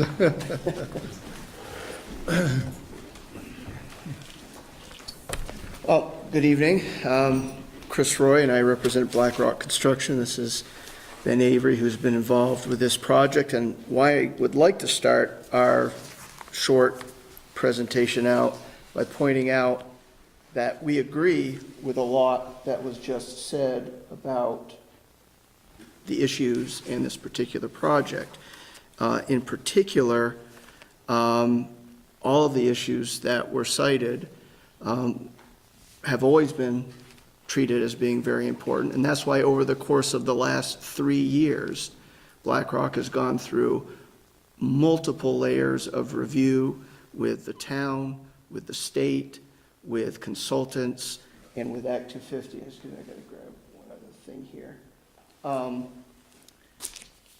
All in the pursuit of making sure that this project is as responsible as possible and conforms with all of the town's requirements, the state's requirements, and so on.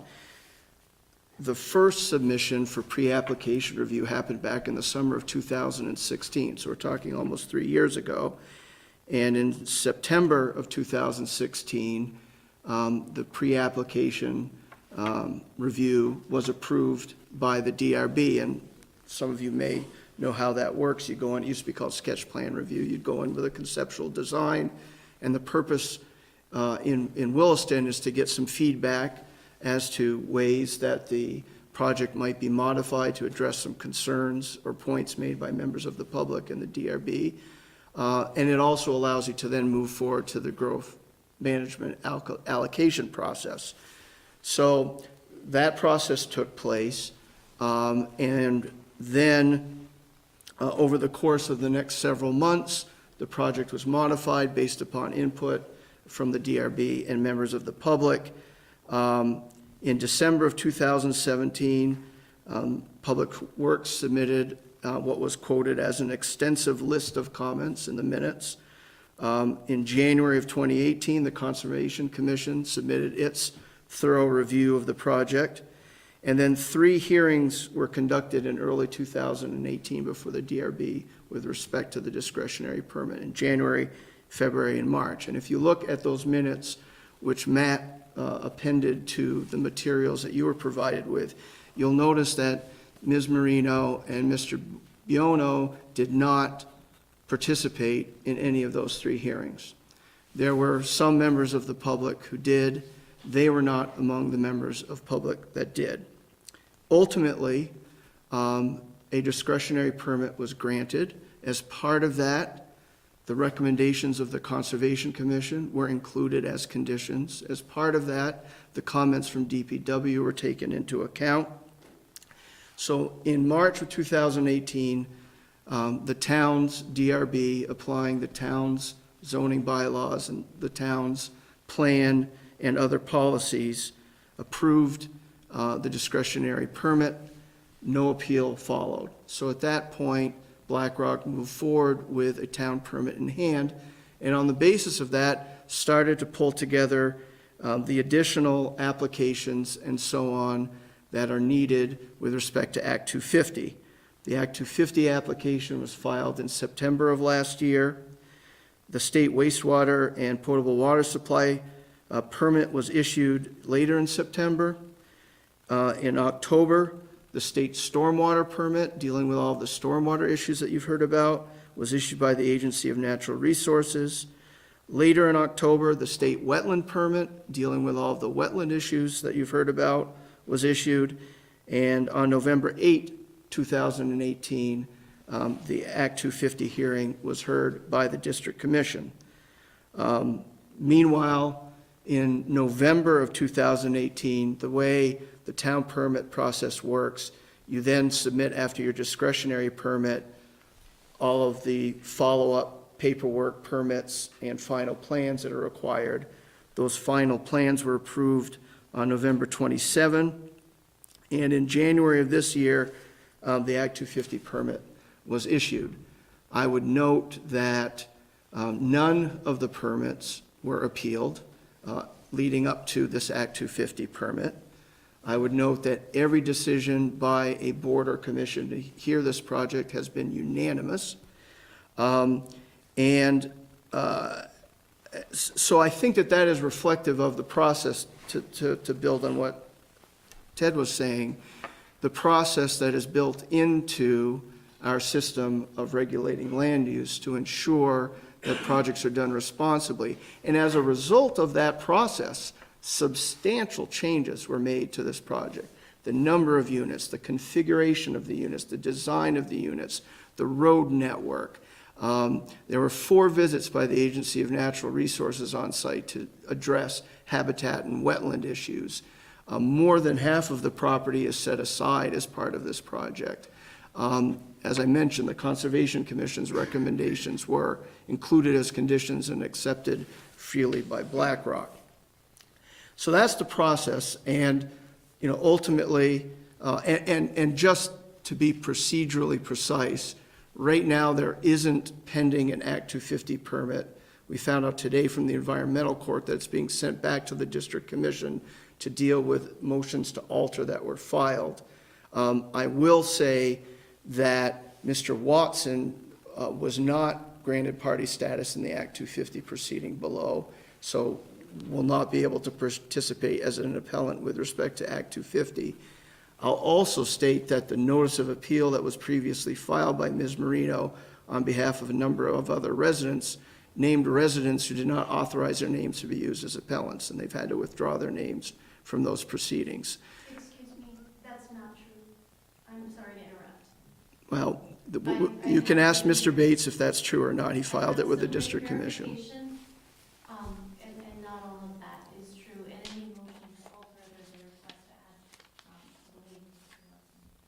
Chris, that doesn't really, that fact is kind of inflammatory and doesn't move the ball. Sure. No, I understand, but it has. I wish you had not said it. No, I hear you. But the point being here is that this hasn't been a situation where concerned citizens have been actively involved every step of the way and have been doing things in earnest in an effort to provide information to the process.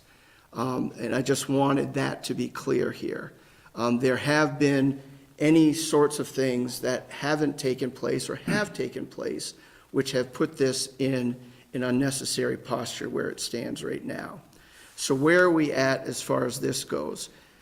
The select board isn't being asked to weigh in on the merits or to decide a permit issue. That's not your role here. You're being asked whether to take the unprecedented step of weighing in as a party when the town board previously approved this project and that approval was not approved.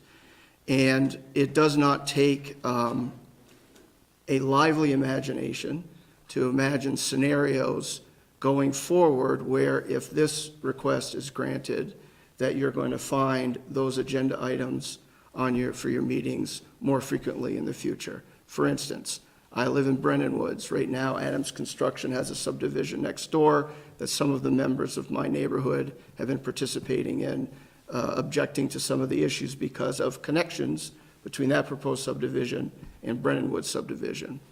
If the DRB grants that permit and it's not appealed, and then there's an Act 250 decision and it's granted a permit, what would be the distinction then between the members of my neighborhood coming here, not as the association, but individual neighborhood members, and asking for the same thing? The process, people rarely complain that Vermont's process is not thorough enough with respect to the types of review that went on here. It is thorough, and it ought to be thorough. I mean, and we've had discussions about this and how important it is for our way of life in Williston and Vermont to be thorough about this stuff. And that's why every step of the way it has been thorough. The Agency of Natural Resources fully participated in the Act 250 proceeding and evaluated the habitat assessment that was the subject of a great deal of discussion, and in no uncertain terms was supportive of that habitat assessment. The Agency of Transportation participated in the Act 250 proceedings, much as Public Works did with the town proceedings, and addressed all of these traffic issues. The wetland issues have been addressed thoroughly by way of the permitting. Stormwater, likewise. And stormwater permitting is not easy, but that permit was issued. So all of those things have been done with respect to this project. And BlackRock understands that if folks have the right to appeal, they can appeal, and they're prepared to deal with that appeal on the merits and ultimately feel that they'll prevail given what has happened to date and their ability to persuade other folks to date. But what they do ask this particular select board to do is keep in mind what the Conservation Commission has done with respect to this project, what the DRB has done with respect to this project, and think long and hard before investing town funds, energy, and resources to take an active role in an appeal where the town boards themselves have already approved without any appeal this particular project. So that's sort of where BlackRock is coming from. And Ben has been, I only recently got involved. Thankfully, and I don't like to get involved early on in these kinds of cases. Ben was involved from day one. I only got involved very recently once the prospect of an Act 250 appeal emerged. So I'm available to answer any questions about where things stand currently, and Ben certainly can answer any questions about the process today. So questions from the board to either one? Well, Chris, I have a question, and maybe I misheard, I didn't hear you correctly, so I'm gonna repeat what I thought I heard, and then I'll come up with my question. I think you were making the point that the public chose, or maybe not chose, did not participate in the process. By that, I mean appeal the DRB decision, and maybe you even made reference to how the Act 250 permit process was going. So did I get that correct? Yeah, there was, and the minutes that were attached to Matt's memo show that there was extensive participation during the DRB hearings. Yeah. When that decision ultimately was issued, then nobody appealed that decision. Right. I guess my question, and again, don't read anything into this, I'm exploring, but my question is along the lines of, well, is it for some reason too late for folks to get involved? I mean, sometimes for a group or an individual to figure out what really is what the impact might be to them, that doesn't happen, it doesn't happen in a timely manner. So is it too late for these types of questions to be raised about the project? Well, and the Act 250 statutes and rules establish who can appeal and who can participate in an appeal. And there are individuals who participated and were granted party status before the district commission, and they had or would have had rights to appeal, which they then decide whether or not to pursue. And the scope of that appeal and what issues they can be heard on an appeal are determined by statute and the rules. Okay. Would the town even have the ability to be a party? Yes. Okay. The town, because it's a project in the municipality, has the ability to participate. Thank you. Any further questions? I'm not quite sure who to direct this to. It might actually be more for Matt, but what does the project entail for stormwater mitigation? That would really be an engineering question. I'm not a civil engineer. We worked with O'Leary and Burke, who is a reputable firm who has done, I think, a number of major stormwater projects here in Williston. We went through a normal stormwater planning process. Again, there was extensive feedback from the town, and I do know there were material changes to the structure of the storm pond, using tier 2 and tier 3 structured gravel wetlands, things like that, which have become more popular in recent years. And I know the state does like to see a variety of stormwater practices as opposed to the old-fashioned big storm pond.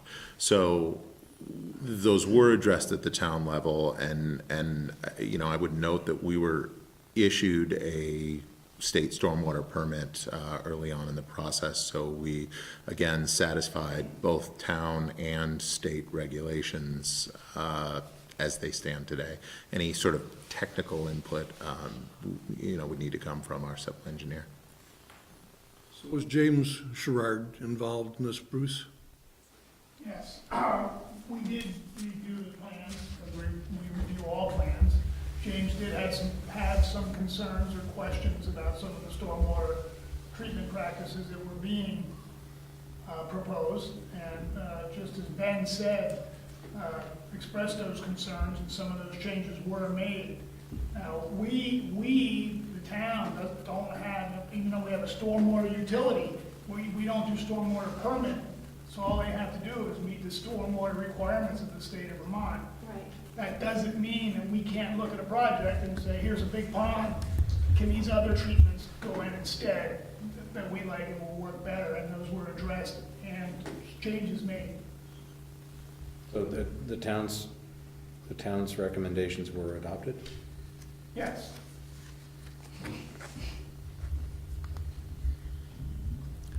One of the issues that was raised was egress. Can you give a sort of a summary of why the egress is the way it is? And it sounded like a northerly option was determined, I don't know if it was not to be feasible or for some reason was abandoned. And So the quick history on that, okay, good. Quick is good. first point, the egress from Metcalf was always meant to be. The 60-foot right-of-way was set aside when Southridge was created. That right-of-way, and this board, actually, we had to come before this board as the manner in which it was dedicated at that time required a multi-step process. But long and short, that 60-foot right-of-way was always meant to be one point of egress. Originally, we planned the project, the initial pre-app was for 56 units and represented a northerly connection through some open space that the Coyote Run Association had set aside. And we originally planned to skirt the northerly edge of that and substantially increase the size of that park with a contribution of Northridge lands. We actually got through the pre-application process with that, and through, ironically, an offline meeting with the Martells, it was uncovered that it had actually been, that parcel had been dedicated to the town. The town was unaware of it. It wasn't listed as such, so that caused some distress at the town level, sorting out who actually owned the parcel. But in the end, the parcel that is referenced as Martell Park has been dedicated to the town. Therefore, northerly option went away. So we... Because you did not own the land. Correct, and the town is not an entity in which it would be a long road to apply to put a road through a park. So we, at no insignificant hardship to ourselves, reduce the size of the project by from 56 to 39 units to accommodate the the zoning rules capping 40 units at the on a closed loop system, and that's how we got to where we are. There was a little bit of, I guess I've gone back through the purchase of the Diamond property, and there was an allowance of extra property that was purchased somehow through the town and sold back to BlackRock. There are wetlands and waterways there as well going on that egress. So I'm not a real estate lawyer, I'm not sure of all the speak, but there was a little bit of a, I'm gonna say, dance to make all that happen legally. It looks like on paper. There were a number of exchange of hands of properties and adjustment of property lines in order to make that happen, so it wasn't a clear pathway to Okay, and the Diamond property would be on the Southridge, the south side That's of... adjacent to that Metcalf egress, or what would be the Metcalf egress. There is a waterway right there. Yeah. And some wetlands as well. Okay. I don't know, Yeah. all of that story. Certainly I'm, open to finding out more. Just addressing the wetlands issue and the runoff. There is also runoff that occurs currently onto Metcalf with untouched properties, to the extent that there's a stream that runs down those properties and the sidewalk is collapsed because there's so much water that comes off of that property already. And so there's a major concern with the digging and the removal of trees, the altering of the lands. You're gonna impact that. The basement's already flooded and the sidewalk is already collapsed. So I just wanted to address that. And just to follow up a little bit on the egress, is it fair, and I'm throwing this out to everyone, is it fair to say that when Southridge was developed, an egress to the property north of Southridge was not only envisioned, but it was provided for. That is correct. It is on paper, but it's not the same egress that exists for the plants today. So it had to be modified. It did have to be modified in several ways. If I might address that. Sure. The setback rules in 1987 were different than they are today. So we have to meet a higher burden of setback from that top of bank. So we acquired the property, and there was nothing nefarious. It was very open book. And in fact, that boundary line adjustment, while we own the property, was approved as part of the project as a whole. And the town went to great lengths to make sure that was part of the very public process. Technically, a boundary line adjustment between two property owners can be done administratively. And where we did request that was denied, and it was, it all took place in full light of day as a part of our DRB process. Absolutely. Josh had to sell, though, some of his property in order to make that happen, a section. It looks like he had to sell a portion of his property to the town, perhaps, and the town then sold it to you or something of that nature. Actually, to make a correction, the transaction was as such: we acquired the property at 749 Metcalf Drive. We then came before this board, following legal review, this board to acquire the right-of-way, because it was the preference of the town that we have ownership of the right-of-way until the roadway is completed and the town is ready to take it back. So at the time that the recording of the actual boundary line adjustment occurred, we owned both parcels. So it wasn't there was no exchange of money between parties to move a boundary line. We went through the process to A, get this approved, and then B, through a private sale on the home side and through public process with this board, acquire full title to both parcels and then execute the boundary line adjustment. Final questions? A little nervous about asking this one, so this is for everyone to chime in on. If the town were to decide to participate in the appeal of the Act 250 permit, what would be the impact on, what would be potential impacts on the DRB process? Well, Does that question make sense? sure. So the DRB and Act 250 processes have some similar interests. They have some connection to one another, but they're essentially independent of one another in that DRB review happens at the town level. It results in an approval at the town level. That approval has a period for appeal and other processing deadlines for the filing of final plans, issuance of local permits, et cetera. None of what the town does or I ultimately do as zoning administrator is dependent upon somebody showing me that they've cleared Act 250 review. In other words, once somebody has a discretionary permit from the Development Review Board, if that's what they need, signed final plans, if that's what they need, and other instruments in place as necessary, local permits, administrative permits, effectively the town's building permits, can be filed for and approved by the administrator. There's a disclaimer that takes up a half page of our 4-page permit that says, if I'm paraphrasing, if you need a permit from any other entity, this is not that permit. And it's statutorily required that we warn people that there may be other permit processes in play that they may also need to get through in order to actually accomplish their project.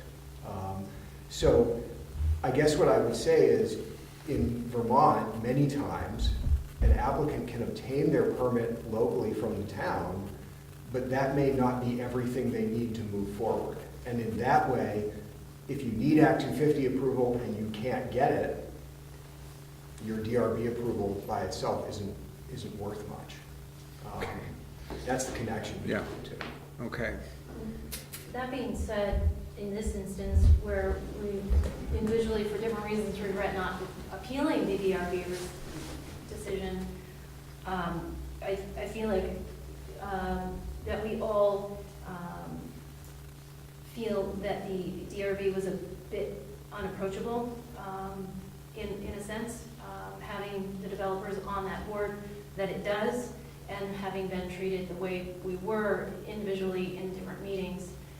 So I'm not sure that that venue, had it been on my radar, I probably, if I felt comfortable at that point, would have gone through with it, but it would have been, I don't know how much ground we would have gained in that appeal. It just seems like that there's not much approachability or flexibility with that board. And we did receive legal support and advice to seek the town's support from a former Act 250 Commission member, who's also a lawyer, to seek your support on this appeal for the land use permit. So it wasn't without legal advice that we are asking. So we do have a professional opinion kind of invested in our seeking of your support.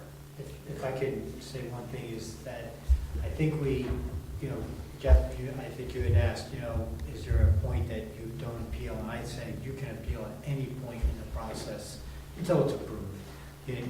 Whether it's at the DRB level, at the stormwater plan level, at the Act 250 level. There's never a point that you cannot suddenly say, wait a minute, something's not right. And I think that's, this is where we are today. And it does make sense to hit the pause button on this. And as an educator, I know we always look at past practice, and we look back and we look forward, and how is this going to affect, things in the future. So I myself respect that perspective, but each appeal and or case and or development project is unique. So I wouldn't necessarily say that this is going to set a precedent and or a practice of asking the town to hop onto every Act 250 land use appeal, permit appeal. I just don't see that every case is going to warrant that like this one does. If I can respond briefly to that, Jeff, I do think that the select board has heard this evening, though, that the effectiveness and quality, frankly, of the review of both the DRB and the Conservation Commission have been brought into question by the appellants. And again, with respect to a permit that ultimately was not appealed.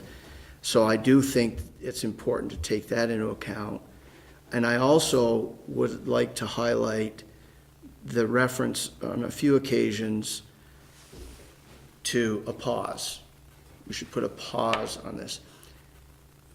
What that essentially means is they're requesting retroactive interim zoning after a permit's granted. And that can't be the way this process works. The process is supposed to say, you follow the rules. If you don't follow the rules, you don't get your permit. If you follow the rules, you might get a permit or you might not. It depends on whether you meet the standards. If you meet the standards and you follow the rules, you should get a permit. And that's the way the whole process is set up. And again, I think that BlackRock has bent over backwards over the course of the last 3 years to do that. Chris, I do think that's why the appeal process exists, though, and why the Act 250 Commission enacted an appeal process is for, cases where certain mitigations and or, findings of fact haven't been met sufficiently and or to question that. And I think that's part of the whole process, and that's what we're enacting. And absolutely, there are rights to appeal. Citizens have the right to appeal under the law. But the question here is whether it's appropriate for the town to step in and to buttress that effort under the circumstances that you've been presented with this evening. So we're getting down to the last comments. And I'll just respectfully say, I have tried to speak up. When I don't receive even an acknowledgement or receipt from the Conservation Committee, when I don't receive a feedback from the DRB, in a way of a formal letter that says, Mr. Watson, we've received your input, however we've ruled it in such a way. I don't think I'm being listened to. And that's unfortunate, and I'm sorry I didn't speak up sooner and louder. You know, the conservation, Mr. Roy here spoke to, has gone through that conservation process. I really don't think it has. So, I don't hear that we're in a position to make a decision tonight. And if we aren't, then we can move on to the next agenda item, put this on our agenda for perhaps 2 weeks from tonight, and make a decision at that time.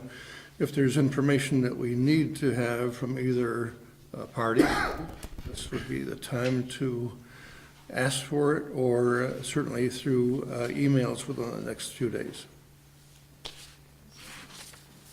So hearing no request tonight, we'll, Email, contact for us, and leave it, that was forwarded to you, I just want to make sure. so we would ask for information from the town manager, who would communicate with either party.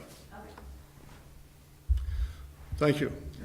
Thank you. Thank you for your time. So, we'll move on to the Essex Alliance Church sidewalk. Have Another easy, non-controversial. we do have a presentation, looks like one from the, on a computer, so, and I think we have Mr. Schoenberg, is that right? Yes, my name is Steve Schoenberg. I am a longtime member of Essex Alliance Church. And I want to first thank all of you for taking the time at this late hour to hear something that I know was attended to some time ago. All right, let's see if I can get this turned on. There we go. Still working. It is.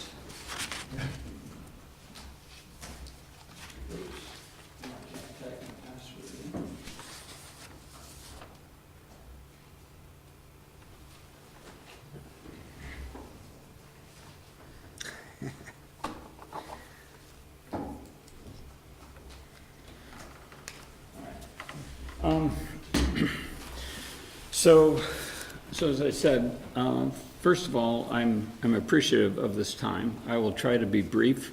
I presume that you all have probably had a chance to look at the information I presented, so I'll try not to belabor the points that that are in there. I have not been directly involved with this process over the years, but it became clear after sometime last fall that that the Essex Alliance and the town of Williston had kind of gotten, from our perspective, we were kind of stuck. What do we do next? I went to the church leadership and offered to try to put together a presentation to do some research, talk to people, at least on that were involved in the process from our side, and do my best at presenting that to you. I am not an engineer. I'm a CPA, so I deal with the number side of it, not with the map side of it that much. And I also manage commercial real estate. So with that as a starting point, what I would like to do is just to kind of refresh one thing and then get to the point of some items. This is a hand sketch, and it shows, this is the Beaudry Lane.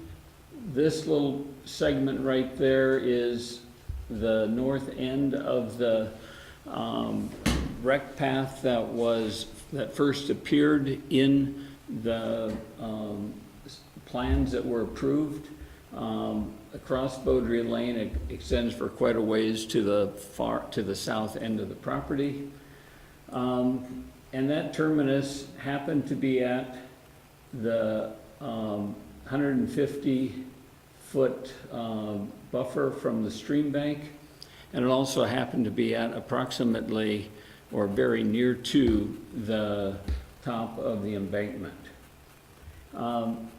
After that was drawn, there were plans that were developed by the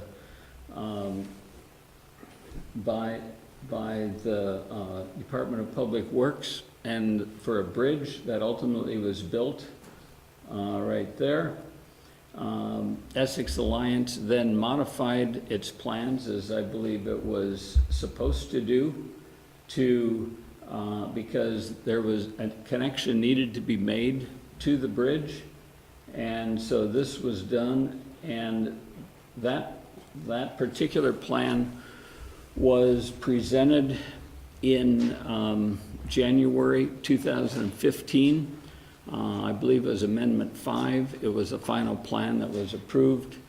But as the process unfolded, the situation required or suggested that maybe there was a better way to do it, because that extension A was in an environmentally sensitive area. Not environmentally, I mean archaeologically sensitive area along the top of the stream bank. And ultimately, extension B was then designed and built. So that is the overall picture.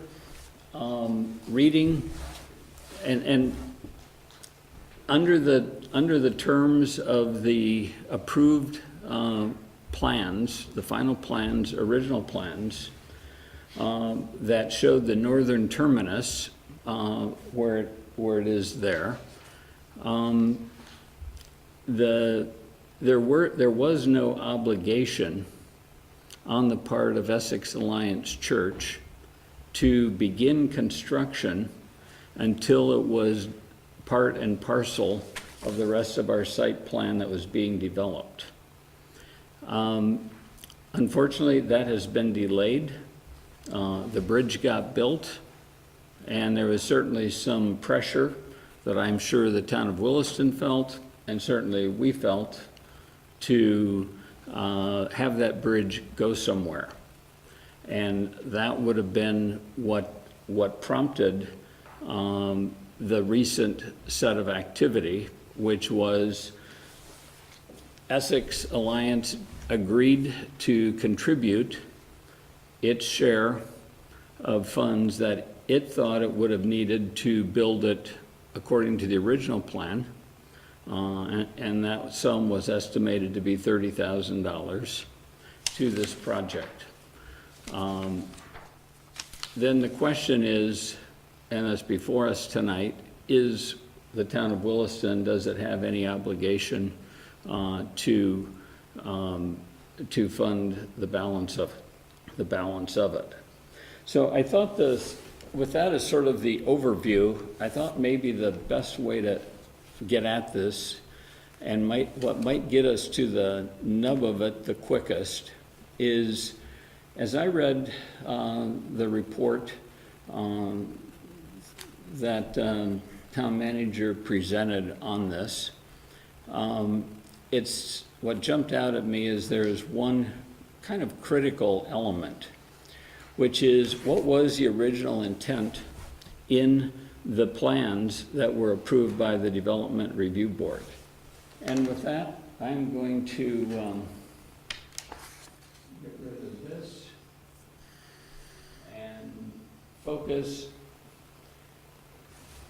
on one condition, number 11, that was in the October 23rd, 2012 minutes.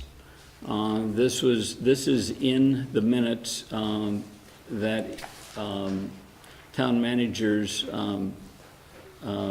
response contains. So the Development Review Board, this was at the time when we still had that short stub going across Beaudry Lane. And what it says is the applicant shall provide a 10-foot wide bicycle path across the subject property connecting the Chelsea Place subdivision, that's on the south side, to the crossing, missing a word or two here, the top of the south embankment of the Allen Brook, at a location to be determined by the scoping study currently being completed by the Department of Public Works and coordinated with the proposed residential units. So that is a condition that was of our permit. We all understood that, we all agreed to it. Now the question is, what exactly does that mean? I would propose to you that if what was really meant was the bridge abutment, it would have said that. Or if what was really meant was the high water mark of the river, it would have said that.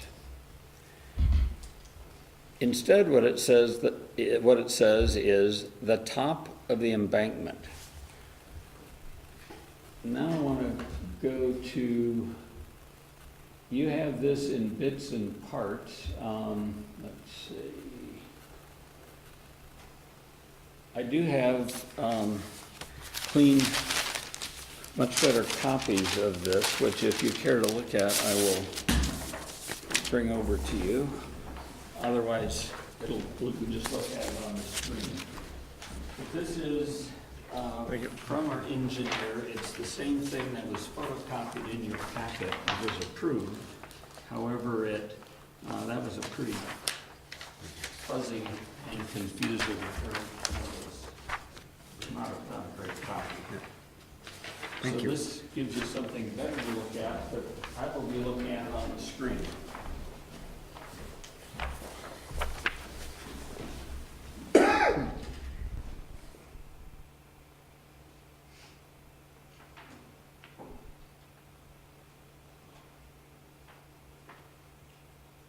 Okay, if you look, so this, let's see, okay, this is Beaudry Lane. Here is the original path, went to this line. This was the extension that was then presented in this final drawing that was approved in January of 2015. Now, what I'd like you to do is take a look at, and this is the stream. This dotted line is the 150-foot setback. And so the language saying to the top of the embankment, I use, when I hike, I use topographical maps. I love having the USGS map on my phone, and when I'm hiking in the mountains, I look at these lines all the time. I would submit to you that when it's not a defined term, but when they're in plain English, it says that our responsibility, our condition, was to build the path to the top of the Allen Brook embankment on the south side, that this stretch is the embankment. That is the fundamental point at which I would say everything hinges on. Then, along with this presentation, which was in the final plans, I may have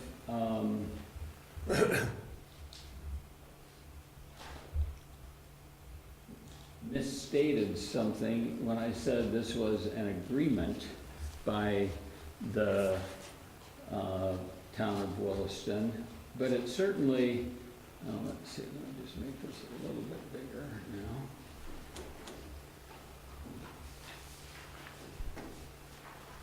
But this section right here is the end of the plan of the rec path that is off the map on the top. So this is the inset. And if you look right along this edge, there is about a 90-foot retaining wall and railing at the top of it.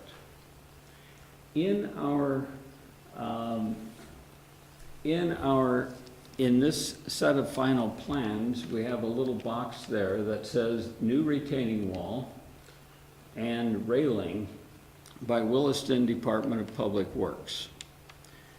Now, it is my belief that that was not slipped in as a little gotcha to make a case, but rather the retaining wall and the railing was the costly part of building from the top of the embankment, which is our responsibility, down to the bridge abutment. So this was simply put in here to be consistent. So even though we were showing this full drawing, this was put in here to be consistent with the language and the condition of the Development Review Board in our final approval. So, and that, if you look at the topo lines, each of those lines represents a foot. Let me back out a little bit here.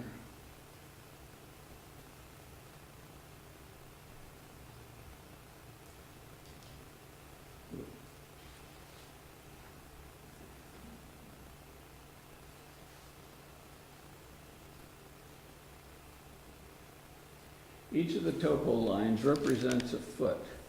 From the top of the grade to the bottom is about 40 feet. This in elevation, from here to here is 150. So where the embankment starts in earnest, we've got about approximately 100 feet with a 40-foot drop from the top of the embankment to the river. The river flows from right to left, or the brook, and the bridge is approximately between 15 and 20 feet above the water level. So we're really looking at approximately a 20-foot more or less drop, by my calculation, that needed to be addressed. So our contention then is that that what we were obligated to do is to go to the top of the bank, and then we spelled out in more particular, when it came to this drawing, the cost that was the principal cost of going down the hill and dealing with that embankment.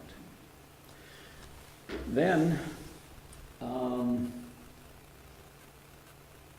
the next thing of significance in this sequence was the administrative permit that was issued after this.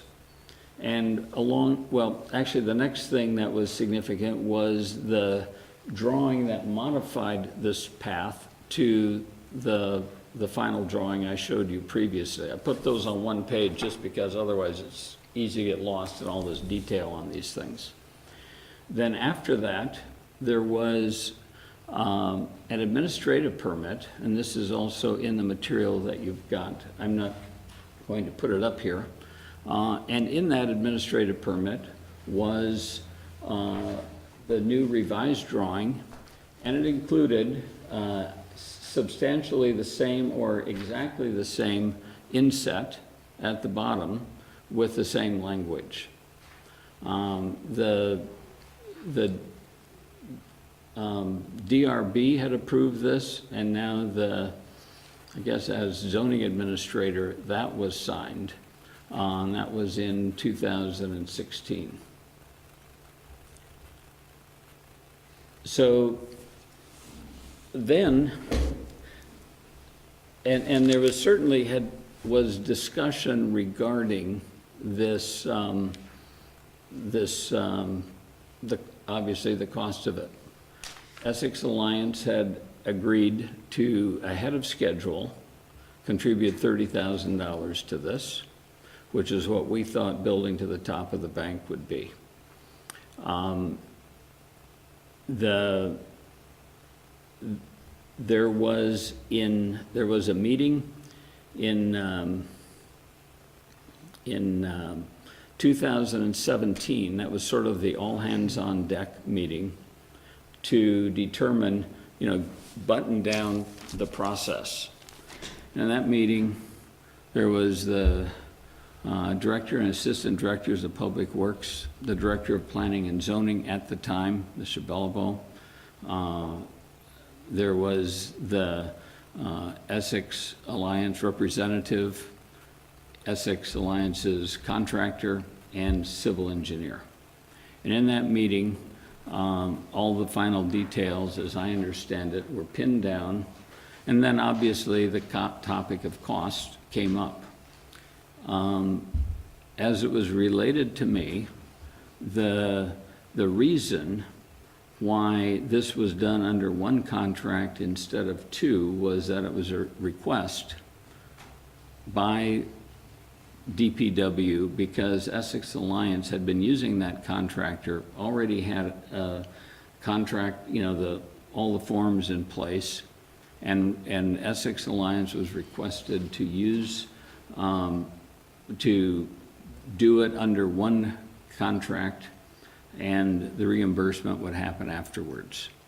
I have spoken to each of the three members present at that meeting who were from or representing Essex Alliance Church, and all of them have specifically told me their understanding when the meeting was over that the costs were being shared.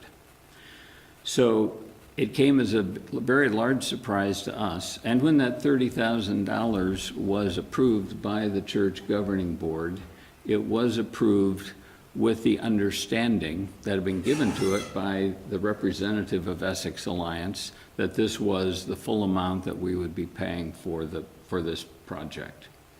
So that is my understanding of the events that have happened and why I believe that it is appropriate, although certainly not welcome, I'm sure from your standpoint, that the rest of the costs be covered by the town of Williston. So I'm open for questions. There's a lot I've zipped through a bunch of stuff, realizing the time that we've got, and I hope I didn't leave out something that was germane, but I'm willing to try to address any questions from a layperson standpoint, not from a technical standpoint. Questions?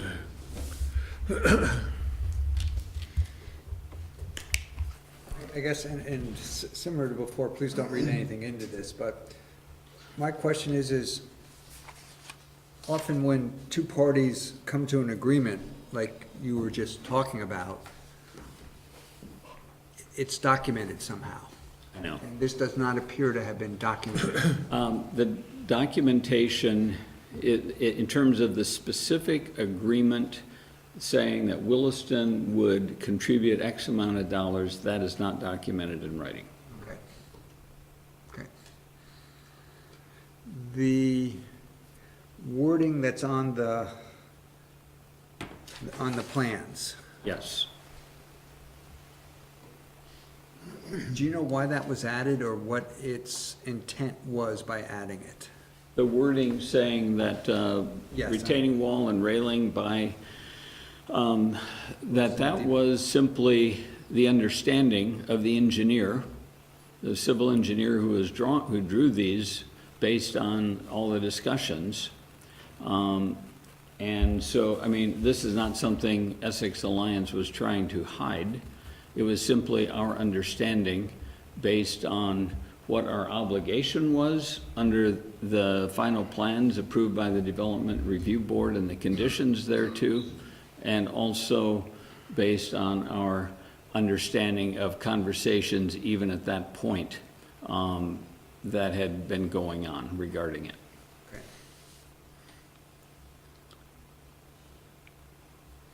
Further questions? That's it for me.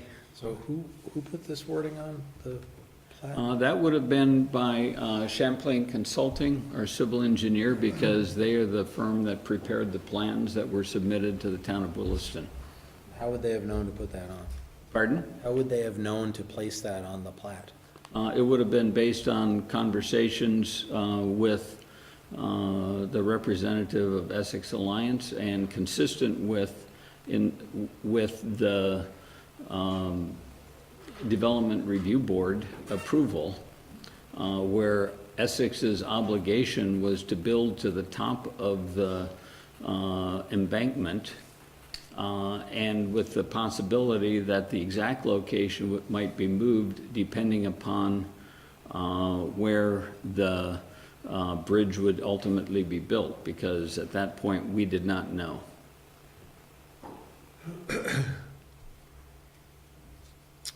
And we had some, I think, relocation of the bridge, didn't we, at one point, because of a problem with the residents in the development nearby? A study had to be done as to Yeah. the best alignment for the bridge. And after that study, the specific alignment we ended up with was chosen. Now, if you were to look at the first slide that I put up here, let me just do that real quick.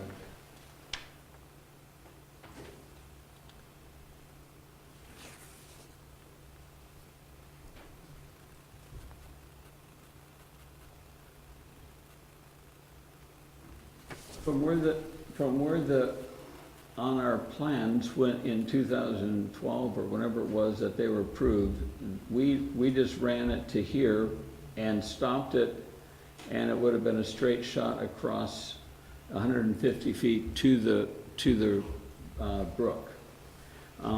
It was understood that that was not a final location. It turned out that it was built at a location where this segment of about 420 feet in length needed to be built instead because of the location of the bridge. The retaining wall is about 90 feet of it, and actually it might be worth, just for the sake of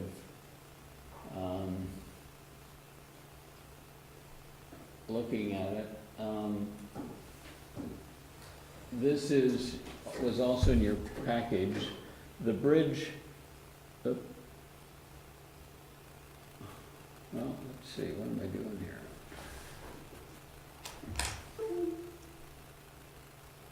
The bridge ends right there. This is the retaining wall.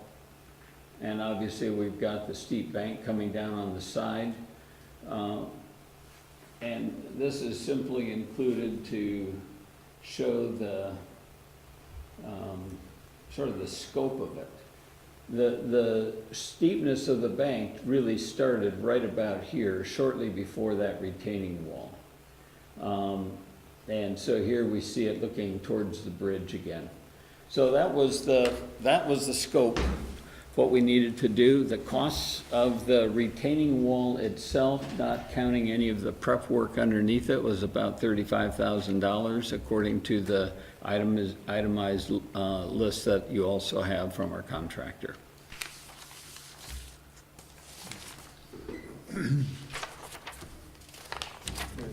Further questions? I might, hang on a sec.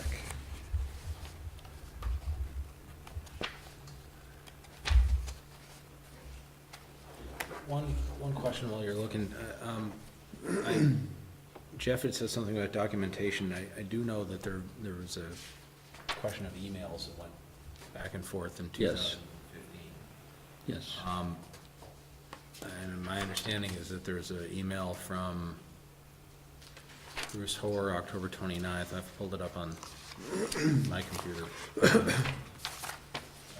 Responding to a email from earlier in that same day from Jeff Kolak.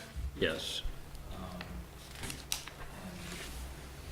But two questions. Are there any other emails that talk about the town agreeing to pay for costs? I am not aware of any other than that one, and then obviously the email where it from Mr. Hoare also later last year where he declined to pay for it. So those are the only ones I'm aware of that addressed it. Now, I don't know if there's others that address it either way, but those were the only ones that were cited for me. And it seems like the email from Jeff Kolak, October 29th, 2:59 PM, to Lisa Shaltra, CCing Bruce Hoare. It's about an engineering study, apparently. We can certainly see if we can get this underway. We would do so as follows. Essex Alliance Church will select a consultant to perform the proposed scope of study upon Williston's assurance that it will pay for or reimburse EAC for the entire cost of said study. In the alternative, Williston may retain consultants of its choice directly, etc. And then Bruce responds, "Hi, Jeff," and almost exactly an hour later. This is not what I asked for. It is clear that we are willing to split this cost for the whole portion of path that was in dispute to be built. This means whatever has to be done to make this connection. It seems like the reference to this cost would be engineering costs. Well, in that specific context, well, it was the archaeological costs, not engineering. Oh, okay, I'm sorry. Whatever it cost. At that point, we were dealing with this section of the path. Uh-huh. We had had the archaeological studies done as far as our original site had, as original drawing had gone, and that item right there became the stumbling block that caused us all to say there's got to be something better, because that was archaeologically sensitive territory. Now, whether those costs are, if you read that, the immediate context was the archaeological costs, but I believe it would not be, is not a stretch at all to say we're willing to split the cost of whatever it is that we need to do to get this done.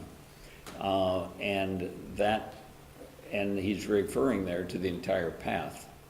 So, but that is the extent, to my knowledge, of, I've not reviewed Jeff's email file, but that was the one that he had very clearly in mind and brought to my attention.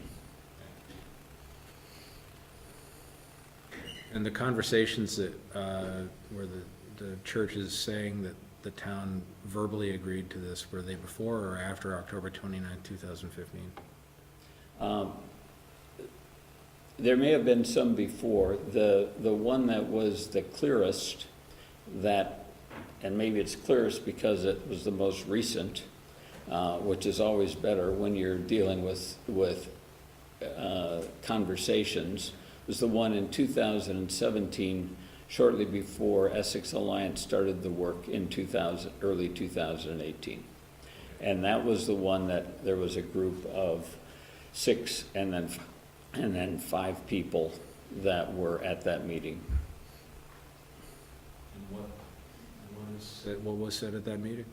Pardon? What exactly was said about cost at that meeting and Williston paying it? That is the meeting that was sort of the all hands on deck, let's make sure we got everything, we have a plan for everything.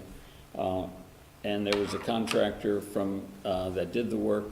There was our engineer, civil engineer, there was Mr. Kolak, and the director and assistant director of the Department of Public Works. And for the first part of the meeting, I'm not sure he was there, he was not there for all of it, Mr. Ken Beliveau. And in that meeting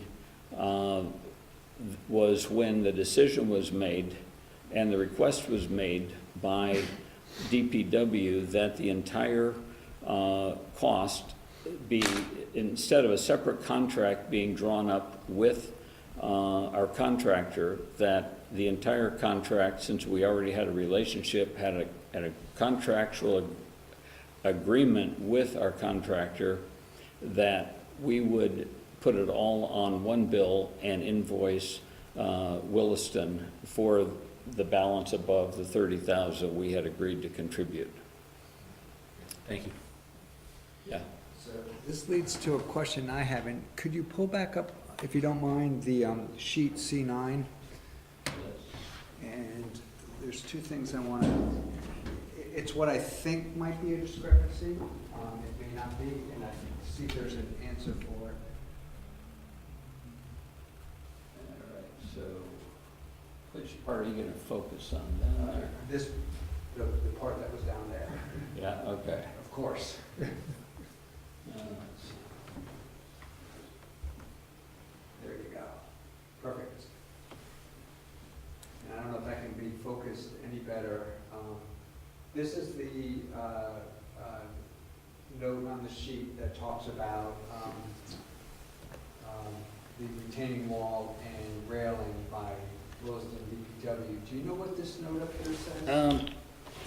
Yeah, I figured it out. I can see somewhere it says Williston DPW, but I can't read the rest of it. Okay, let me pull that up a little bit more, and I think we can. Says, Instructions yeah. of 10-foot wide recreation path, something with, Coordinate with Williston Department of Public Works. So that is identifying the end of it, which is right there at the bridge. I don't know if there's an arrow to it or not, which I don't see, but that's what it says. And what I'm wondering is a discrepancy is the note there that talks about new retaining wall and railing by Williston Department of Public Works, which indicates, if you just read the note itself, Williston would do, Public Works would do the retaining wall and railing. But when I look at the invoice from the church, it's not about the retaining wall and railing, it's about the balance of the whole project from, I guess from, I don't know if it's from Beaudry Lane to the Yeah. bridge. So that to me is a discrepancy. One of them is saying it's the retaining wall and the railing that Williston is responsible for, but the invoice is for something different. The invoice is for the balance of the project, and they aren't the same. They are not the same, although the dollars amount to something that's pretty close. And that is something that I have from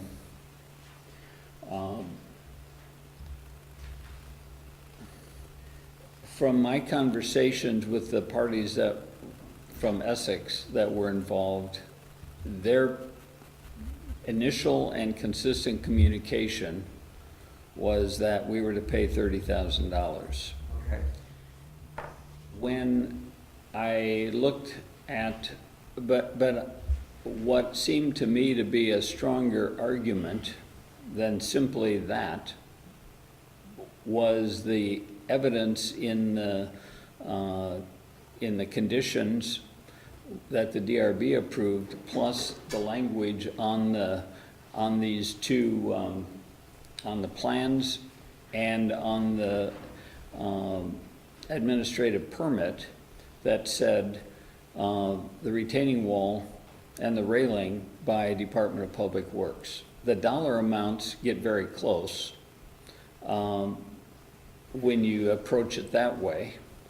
35,000 plus for those two items, plus there would have to be some allocation of additional costs in prepping the place.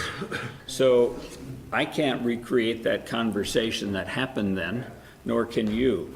So I have that, and that's part of what is, and that's what we used, the church used when it created the invoice for, to the town of Williston, because that's what had been represented to us. As I go through the information,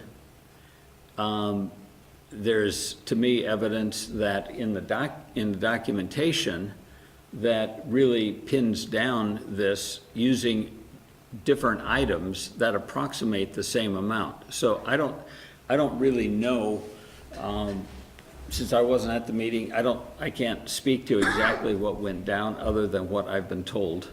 And the individuals that were there all had clearly a cost sharing, there was a cost sharing understanding when that meeting was done. Beyond that, I can't go farther. But it is, that part I'm certain of.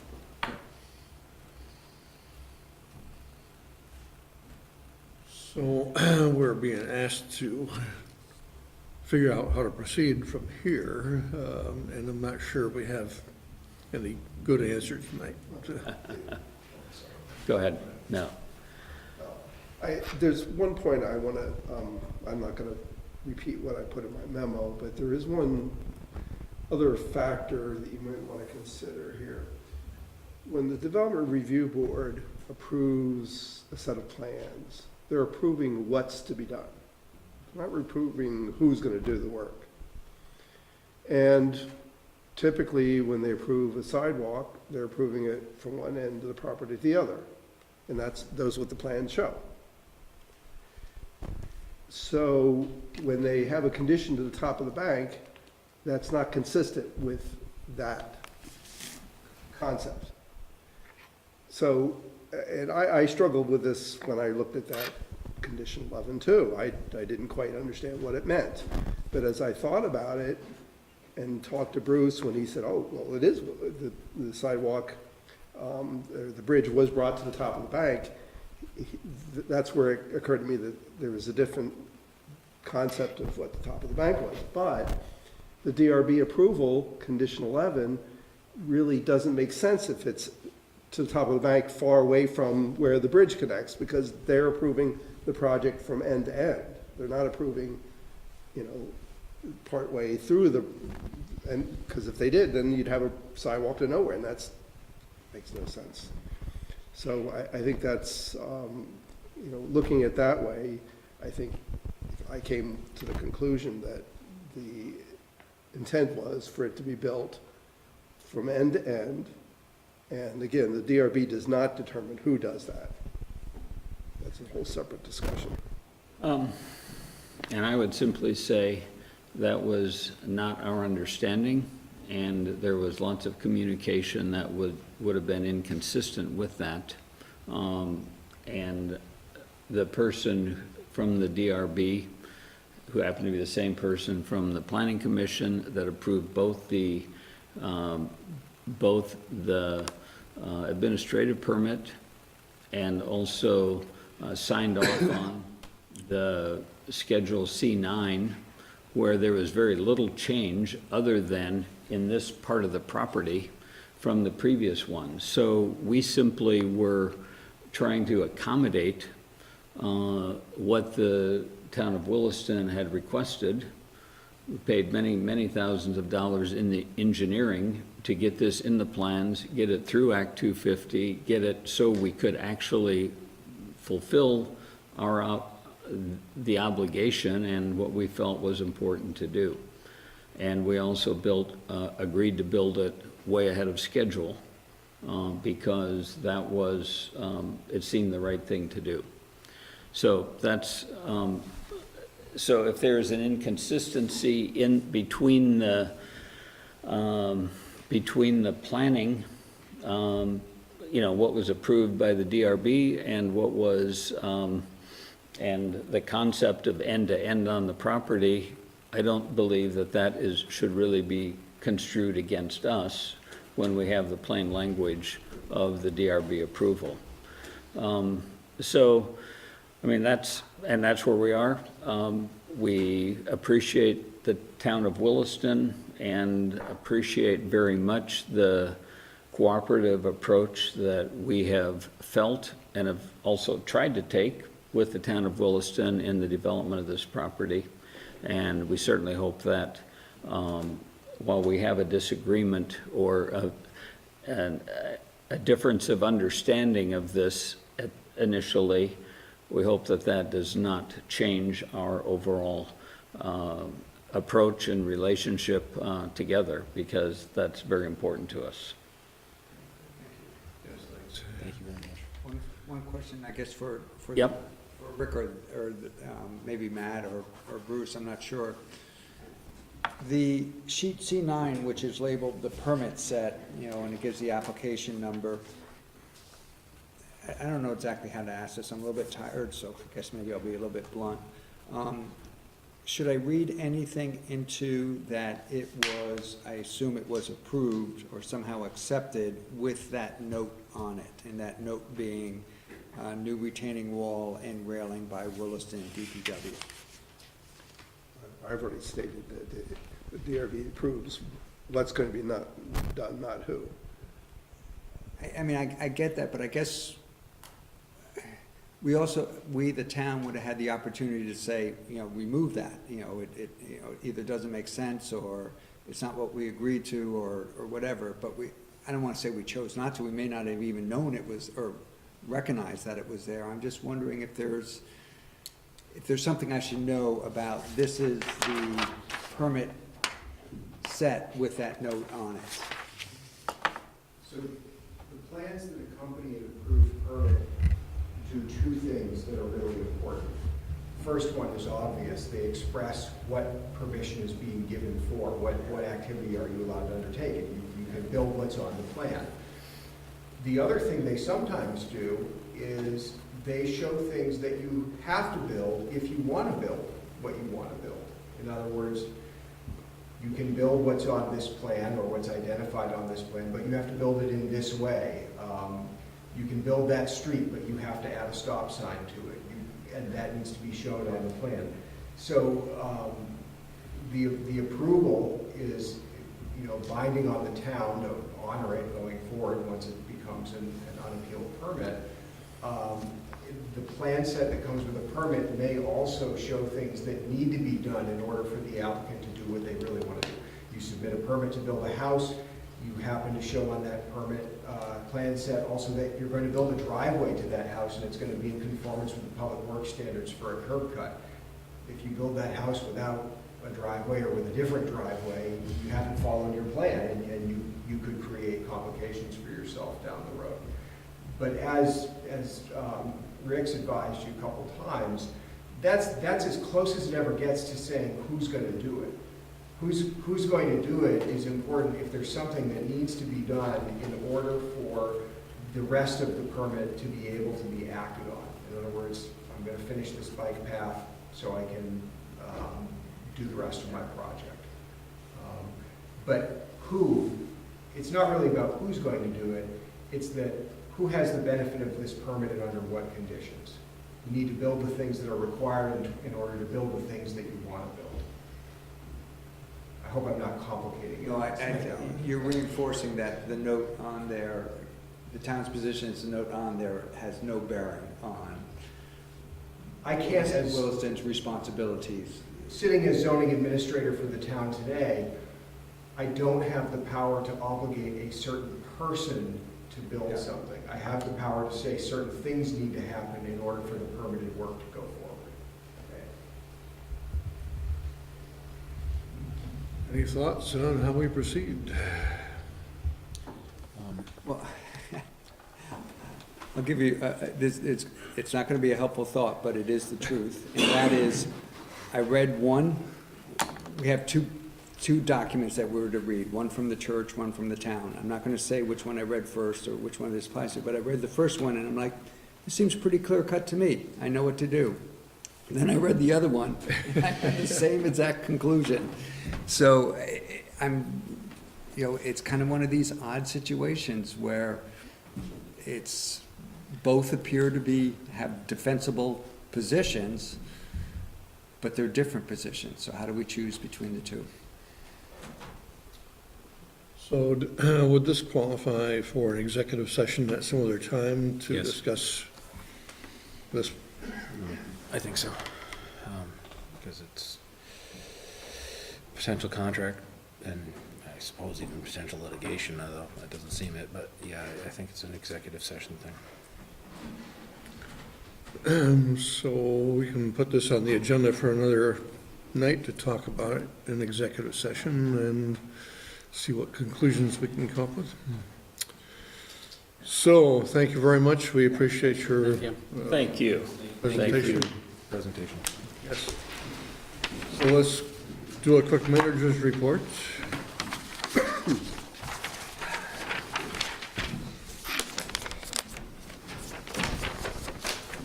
In your packet, you have a financial report. I will go through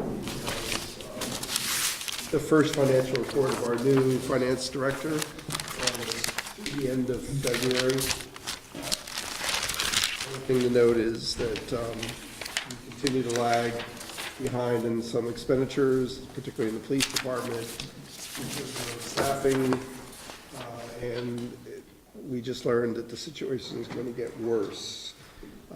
We have one officer who is resigning soon, and we are anticipating a second officer will be resigning, which will leave us 3 down. Oh, boy. Yeah. Rick, I had one quick question. It's under expenditure highlights, the third bullet. It says, transportation to GMT for bus service have been for the fiscal year and is $16,000 over budget, which is a timing issue. And I didn't understand the connection between over budget due to a timing issue. I don't know exactly what that meant, other than when things are received and posted may not necessarily coincide with the percent of the year that we're through. That's just a general statement. I don't know specifically.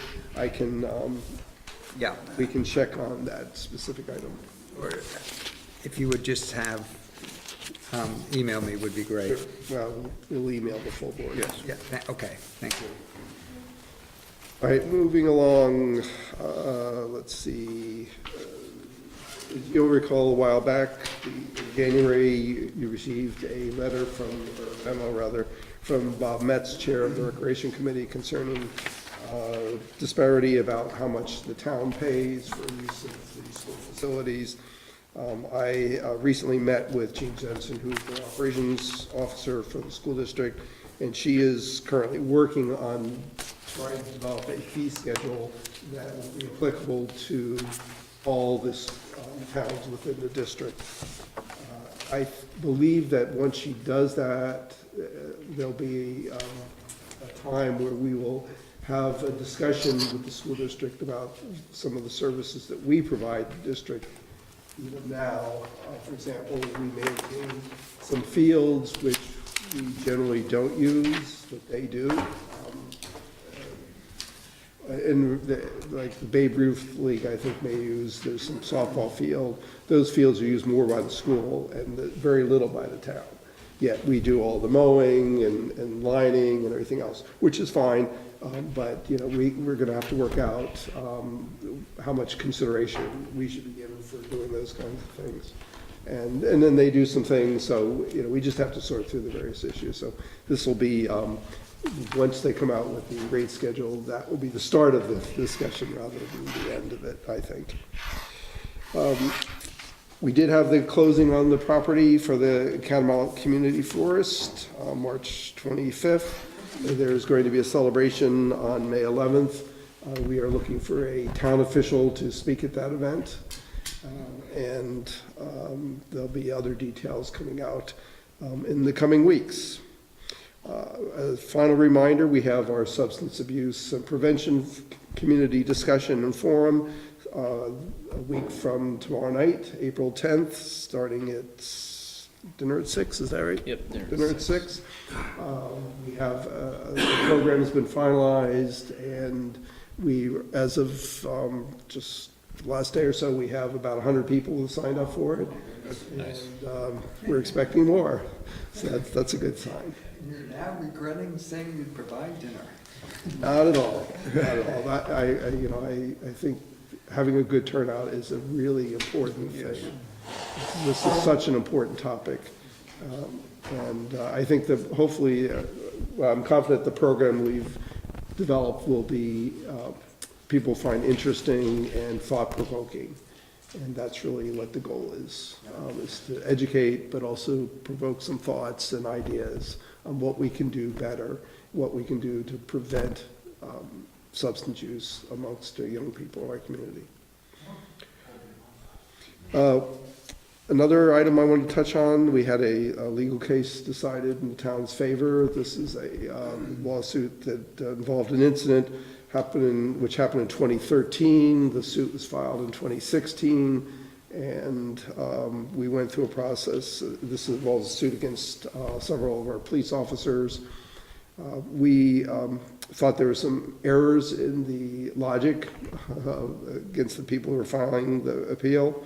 And so we submitted a motion for summary judgment that would dismiss all the charges, and the judge granted it. So now there's still a chance of appeal at this point, but we're optimistic that this may be close to the end of that process.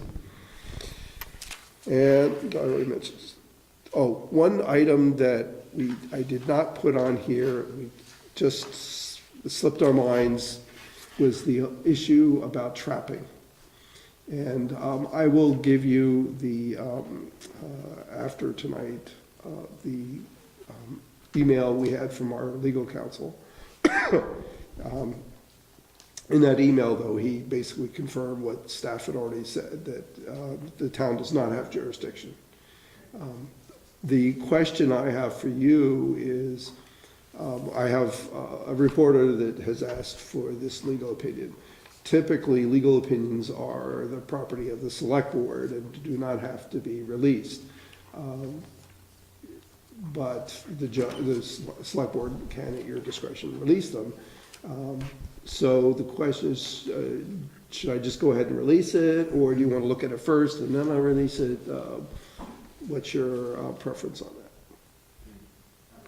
I would say release it. I think I know what it says. I haven't read it, but. I agree with the release it, but, and I want to be fully transparent, but I do think it does make sense for us to look at it before we release it. Just. Okay, all right, well, that makes sense. That makes I would sense. hate to get a call saying, Right. I read it, and I'm like, I haven't seen it yet, or I didn't have time to read Sure. it. So, No, we had intended to include it here, and when putting everything there, it would just slipped and so. So then, if you send it out tomorrow, within 24 hours, we need to read it so it can be released. Okay. Okay. That's all I have for this evening. Other business, I just have one quick one, and that is the bill has been introduced for the charter changes. It's H540. They heard it in Government Operations Committee this morning. They now have a different process. They're doing a subcommittee, and the subcommittee met and reviewed 5 charter changes. One of them was ours. The information I get is that the full committee will probably look at these on Friday of this week and hopefully vote it out, and it should be on the floor of the House the following week. cool. So is there any other business that we need to talk about tonight? Just real quick, tonight's probably the select board meeting where I've heard the word appeal used the most. Yeah, it's broke a record.